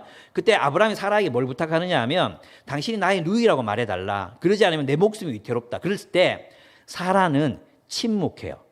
아무 말도 하지 않아요. 근데 여기서 보면 이 본문에서 보면 사라가 왜 그랬느냐? 아브라함을 지키기 위해서 자기 생명을 내놓은 거예요. 자기는 팔려가더라도 혹시라도 이집트 왕이 자기를 데려가더라도 아브라함이 안전하기를 위해서 침묵했어요. 근데 놀랍게도 있잖아요. 그 다음 본문에 보면 하나님이 아브라함을 보시고 구출한 게 아니라 하나님이 사라를 보시고 아브라함을 구원해요. 하나님이 아브라함을 사랑한 사라를 보고 아브라함을 구원해요. 저는 내가 이렇게 목회하고 말씀을 전하고 다닐 수 있는 이유가 뭐라고 생각하는지 아십니까? 제 아내 때문이라고 생각해요. 제 아내를 보시고 제가 이렇게 활동하게 하시는 것 같아요. 예. 여러분 있잖아요. 룻은 나오미를 위해서 자기 인생을 다 바칩니다. 룻기를 한번 보십시오. 어떤 미친 여자가 내가 우리 시어머니를 위해서 시집도 안 가고 내 평생을 바치겠다. 내 시어머니 따라가겠다. 여러분 친구 중에 그런 사람 있으면 남편이 일찍 죽었어. 애도 없이 죽었어. 20대비 죽었어. 근데 여러분들 그 친구 나타나주고 와가지고 우리 시어머니를 위해서 내가 일생을 바치기로 했다. 시집도 안 가고 그래서 살라고. 여러분 뭐라 그랬어요? 이 미친년아. 니 그러지 마라 이럴 거 아니에요. 근데 룻은 나오미를 사랑하기로 결정. 이게 헤세드. 근데 놀라운 건 뭐냐면 인간이 인간에게 헤세드를 행하잖아요. 그럼 하나님이 헤세드에 빚을 지게 돼 있어요. 하나님이 헤세드로 갚아주셔야 돼요. 하나님이 헤세드로 갚아주셔야 돼요. 룻은 하나님의 헤세드로 갚음을 받아요. 그래서 나오미가 구원받고 룻은 아내가 되고 보아스는 행복해지는 거예요. 이게 기독교의 원리예요. 여러분 있잖아요. 우리가 그 제도 속에서 억울하지만 우리 자매들이 형제들을 사랑하잖아요. 그죠? 하나님께서 여러분의 그 침묵의 순종과 사랑을 보시고 여러분의 가정을 축복하시는 것입니다. 그러면 이제 뒤집어 봅시다. 그 당시 체제는 가부장적 체제였어요. 그리고 그 가부장적 체제 속에서는 가부장적 체제 속에서 어떻게 선을 행하는가? 그러면 현숙한 여인은 그 가장을 잘 섬기는 여인으로 소문이 나야 복음이 전파될 거 아니에요. 예수 믿더니 세상에 남편을 막 밥도 안 차려주고 막 요들가 패고 막 그랬다 치자. 그러면 기독교가 복음이 전파됐겠습니까? 안 되잖아요. 여러분 있잖아요. 사도행전을 보면 귀신 들린 여종 때문에 진짜 한 가문이 주인들이라고 복수형으로 쓰였거든. 한 가문이 잘 먹고 잘 사는 가족이 있었잖아요. 그죠? 그런데 그 귀신 들린 여종에게서 바울이 귀신 들린 여종을 쫓아내기를 굉장히 주저해요. 굉장히 고민합니다. 굉장히 많이 고민하다가 이제 쫓아내요. 근데 세번역에서 귀찮아서 이런 표현은 진짜 틀린 표현인데 귀찮아서 쫓아낸 게 아니에요. 왜냐하면 귀신을 쫓아냈잖아요. 그러면 이 여성이 어떻게 돼요? 이 여성은 더 이상 돈을 벌어다 줄 수 있는 기능이 상실돼요. 그리고 이 여성의 운명에 대해서 뒤에 나오지 않아요. 뭐가 됐겠어요? 다시 팔려갔거나 창녀가 됐거나. 그 바울은 있잖아요. 귀신을 쫓아내는 일을 굉장히 심각하게 고민해서 합니다. 그러니까 무슨 말이냐면 노예 제도가 폐지돼야 되는 건 성경적이 아니에요. 성경적이죠. 그죠? 그런데 때가 되면 노예를 쉽게 해방시키면 어떻게 되겠습니까? 혼란스러워지잖아요. 그죠? 그래서 인간의 제도를 복종하라는 거예요. 귀신을 쫓아내도 거기에 이 연결되어 있는 수많은 사회적 상황이 있는 거예요. 사회적 상황이. 예. 그걸 고려해야 된다는 거죠. 그럼 오늘 우리 시대의 가족, 우리 시대의 가정은 어떻게 돼야 되겠습니까? 어떤 가정이 존경을 받고 선교적으로 인간이 만든 제도인 이 가정, 지금 우리 사회에서의 가정의 모습 속에서 어떤 남편을 보고 아내들이 나도 예수 믿고 싶다 이런 생각이 들겠습니까? 어떤 남편을 보고 그 아내의 모습을 보고 와 나도 저런 부인을 얻는다면 내 기독교 신앙 가지고 싶다. 어떤 게 되게 가부장적? 예, 지금도 남편이 앞에서 가면 뒤에서 여성들이 이렇게 따라가고 이런 가정의 일원이 되고 싶겠습니까? 지금도 여전히 그런 가부장 제도가 지속돼야 되겠습니까? 아니에요. 지금 만약에 우리가 존경받는 가정이 된다면 남편이든 아내든 서로를 정말 존중하고 사랑하고 로맨틱한, 그죠? 아, 니네는 어떻게 그렇게 아직도 그래 꿀 떨어지니? 아, 눈 봐라. 그래, 넌 그렇지 않은데 우리를 바라볼 때는 마누라를 볼 때도 꿀 떨어지는 눈으로 바라보고 이래 해야 돼. 이 윈도우 커플이라도 복음을 위해서는 우리가 그렇게 꿀 떨어지는 연기라도 할 수 있어야 된다. 예. 그리고 있잖아요. 지금 만약에 교회를 다니는데 남편이 막 남편 물 떠오세요. 뭐 밥 가져오세요. 그거 다 복종하면 어느 아내들이 기독교에 데려가겠습니까? 아니죠. 그죠? 아, 당신 앉아있어 봐. 내가 가르쳐 줄게. 그렇다고 또 있잖아요. 요즘 세상 사람들, 요즘 아내들 진짜 무섭거든요. 어떤 한 큰 교회 이 목사님이 보시고 이제 얘기해 준 건데 남편이 차에서 아기를 위해서 뭘 가져와야 되는데 뭘 하나 빠뜨리고 왔나 봐. 근데 교회 식당에서 거기 수백 명이 앉아서 밥을 먹고 있는데 이 자매가 남편을 그분 표현대로 쥐잡듯이 잡더래요. 쥐잡듯이. 그 남편은 고개를 숙이고 두 손 모으고 가만히 이렇게 있더래요. 저는 그런 아내의 남편이 되고 싶지 않습니다. 예. 여러분 있잖아요. 그래서 이 본문에 나오는 인간의 제도에 순복하라는 것은 그냥 인간 제도, 어떤 제도든지 그냥 복종해라. 뭐 우리는 국가하고 이게 이런 뜻이 아니에요. 본문에 보면 있잖아요. 정의를 행하다가 공의 심판을 받으면 하나님께 맡겨라 그랬어요. 24절에 보면 우리로 죄에 대하여 죽고 의에 대하여 살게 하려 하심이라. 그가 채찍이 맞음으로 너희는 나음을 얻었나니. 이렇게 얘기해요. 무슨 말입니까? 정의를 행하라는 거예요. 정의를. 그러니까 무조건 굴복하라는 뜻이 아니에요. 정의를 행하라. 그래서 정의를 행하다가 맞으면 맞아라. 제가 세 번역으로 13절 한번 읽어보겠습니다. 그러므로 여러분이 열심히 선한 일을 하면 누가 여러분을 해치겠습니까? 그러나 정의를 위하여 고난을 받으면 여러분은 복이 있습니다. 그들의 위협을 무서워하지 말며 흔들리지 마십시오. 정의를 위해 살아야 되는 거예요. 옳은 일을 살아야 되는 거예요. 노예라도 그 가족 안에서 주인이 부당한 요구를 하면 정의를 위해 살아야 되는 거예요. 예. 아내들도 마찬가지예요. 그렇지만 그렇죠. 그죠? 그러나 우리가 제도 안에서 그 제도가 인간 체제가 정말 아름답다고 여기는 성경적인 관계의 방식이 뭔가 고민해야 된다는 거죠. 우리는 세상에서 영향을 받아서 세상에서 받은 그대로의 관계 방식으로 우리 서로를 대하고 있지 않은지 서로를 돌아보라는 것입니다. 특별히 남편과 아내와의 관계에서 그리스도께서 우리가 서로가 서로를 보는 것처럼 보지 않고 정말 인간 본성, 세상이 하는 것처럼 그냥 잔소리 막 해대고 남편은 또 힘으로 누르고 또 디베이트하고 또 좀 삐졌다고 막 방에 문 닫고 들어가면 몇 주씩 이야기 안 하고 막 속 다 터지고 막 뻑뻑하면 잠수 타고 막 집에 늦게 오고 왜 늦게 왔냐고 물어보면 그냥 말도 안 하고 지방에 들어가고 나오지도 않고 막 이런 남편 있으면 손 들어보세요. 아내들도 그러면 안 돼. 진짜 우리 성경에서 말하는 것처럼 이제 십자가를 중심에 두고 십자가를 통과해서 서로를 만나는 우리의 관계들이 돼야 돼요. 그죠? 그게 뭐예요? 그리스도인이 일으키는 변화는 어디서부터 일어난다? 관계의 변화. 우리가 맺고 있는 관계의 방식들을 돌아보고 그 관계가 정말 그리스도께서 우리에게 원하시는 방식인가를 생각해 봐야 한다는 것입니다. 저는 오늘 여러분들에게 세상에서 이루어지는 하나님의 선교에 대해서 이야기했습니다. 그 하나님의 선교는 이 땅에서 하나님 나라의 실체를 우리의 가시적 공동체로 드러내고 우리의 삶으로 맺어가는 관계들 속에서 어떠한 방식으로 인간관계를 하는가. 그 관계들 속에 하나님 나라가 드러나게 되어 있습니다. 그래서 여러분 이거 조나우드 요도의 표현을 빌리면 근원적 혁명을 일으키는 그런 삶, 근본적인 혁명을 일으키는 삶을 여러분들이 살아가실 수 있기를 축복합니다. 함께 기도하시겠습니다. 오늘 한 가지만 가지고 우리 함께 기도했으면 좋겠습니다. 하나님, 우리 교회가 이런 선교적 삶을 살아갈 수 있도록 도와주시고 우리의 삶이 이러한 선교적 삶이 될 수 있도록 하나님께서 은혜를 더하여 주시옵소서. 하나님, 정말 내 삶이 우리가 복음을 디클레어하고 정말 선포하고 복음을 전시하는 삶을 살아갈 수 있도록 주님 도와주시옵소서. 지금 이제 주은혜 교회 안에도 변화가 많다는 이야기를 들었습니다. 이 변화 가운데서 어떻게 이 세상 가운데서 하나님의 나라를 현실적으로 가시적으로 보여줄 수 있을지 고민하고 또 어떻게 복음을 선포하고 복음을 전시하는 공동체가 될 수 있을지 고민해서 하나님 지혜를 주옵소서. 우리가 정말 아름다운 공동체로 세상에 드러나게 해 주시옵소서. 우리 함께 기도하시겠습니다. 함께 기도하겠습니다. 사랑하는 하나님 아버지, 주님의 은혜를 감사드리며 이 시간 기도합니다.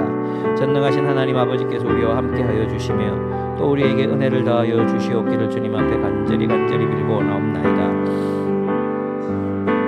아버지 하나님께서 우리와 함께하여 주셔서 정말 우리가 하나님의 뜻대로 이 땅에서 주님의 나라를 아버지 주님을 선포하고 주님의 나라를 전시하며 살아가는 우리의 생이 될 수 있도록 도와주시옵소서.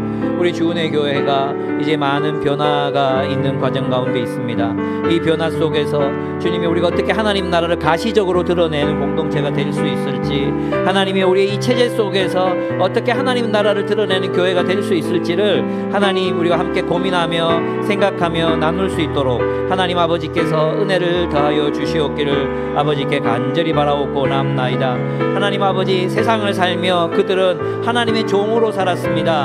하나님 아버지, 노예들에게 하나님의 종이 되라고 말씀하셨습니다. 하나님 아버지, 우리 또한 마찬가지로 이 세상 속에서 세상이 규정하는 대로 직장인으로, 하나님 아버지 또 을로, 하나님 아버지 그냥 세상이 규정하는 대로의 삶이 아니라 하나님의 종답게 하나님이여 하나님 이 땅에 평화를 구현하고 이사야같이, 하나님 모세와 같이 하나님 그렇게 이 세상에 하나님의 뜻을 구현하는 삶을 살아갈 수 있도록 하나님 아버지께서 은혜를 베풀어 주시옵소서. 우리 한 가지만 더 기도하겠습니다. 바울은 노예들에게 너희는 하나님의 종이라고, 너희는 하나님의 종으로 그곳에서 존재하는 자들이라고, 너희는 노예가 아니라고 말씀했습니다. 우리는 세상 속에서 세상이 규정하는 대로의 우리의 모습이 아니라 하나님이 말씀하시는 대로의 우리는 하나님의 종입니다. 하나님의 종으로 그 땅에 샬롬을 구하고 번영을 구하는 삶을 요셉처럼 살아내야 하고 모세처럼 살아내야 하고 이사야같이 살아가야 하는 사람들입니다. 예레미야가 말했던 것처럼 너희는 그 땅에 번영을 구하라. 하나님, 내가 내 세상에서의 삶이 내가 하나님의 종임을 인식하고 종답게 살아갈 수 있도록, 하나님의 종답게 하나님의 그 메시아적인 삶을 우리가 살아갈 수 있도록 은혜를 베풀어 주옵소서. 함께 기도하시겠습니다. 하나님 아버지, 우리를 세상에 그저 돈 벌라고만 보낸 것이 아니라 하나님께서 우리를 하나님의 종으로 부르셨사오니 하나님 그곳에서 우리가 주의 종으로 살아갈 수 있도록 도와주시옵기를 주님 앞에 간절히 바라옵고 나옵나이다. 전능하신 하나님 아버지께서 우리와 함께 하시며 또한 우리에게 은혜를 더하여 주시옵기를 아버지께 간절히 바라옵고 나옵나이다. 하나님 아버지, 우리를 도와주시옵소서. 우리와 함께하여 주시옵소서. 전능하신 하나님께서 우리를 도우셔서 아버지 하나님, 하나님의 종으로 살게 하시고, 하나님이여 정말 우리 때문에 그들이 번영을 누리고 샬롬을 누리고 평화를 누리는 그런 인생을 살게 하여 주옵소서. 우리 때문에 아버지 그들이 행복해지게 하여 주시옵소서. 우리로 말미암아 하나님이여 그 직장에 있는 자들이 기쁨을 누리고 또 행복을 누릴 수 있도록 하나님께서 은혜를 더하여 주시옵기를 주님 앞에 간절히 바라옵고 나옵나이다. 하나님 아버지께서 함께해 주시기를 원합니다. 하나님 아버지, 참으로 그러합니다. 주님이여, 우리가 이 세상에서, 이 세상 체제 속에서 어떻게 하나님 나라를 구현하며 그것을 실체로 드러내며 살아갈 수 있을지 우리에게 가르쳐 주시기를 간절히 빌고 원합니다. 하나님, 우리 주은혜 교회가 그런 가시적 하나님 나라 공동체로서 어떻게 주님의 아름다운 덕을 선전하는 공동체가 될 수 있을지, 어떻게 우리가 서로를 사랑할지 고민하게 하시고 답을 찾게 하여 주시옵소서. 하나님이여, 우리의 주님께서 우리에게 근원적인 관계들의 변화를 일으키라고 하셨습니다.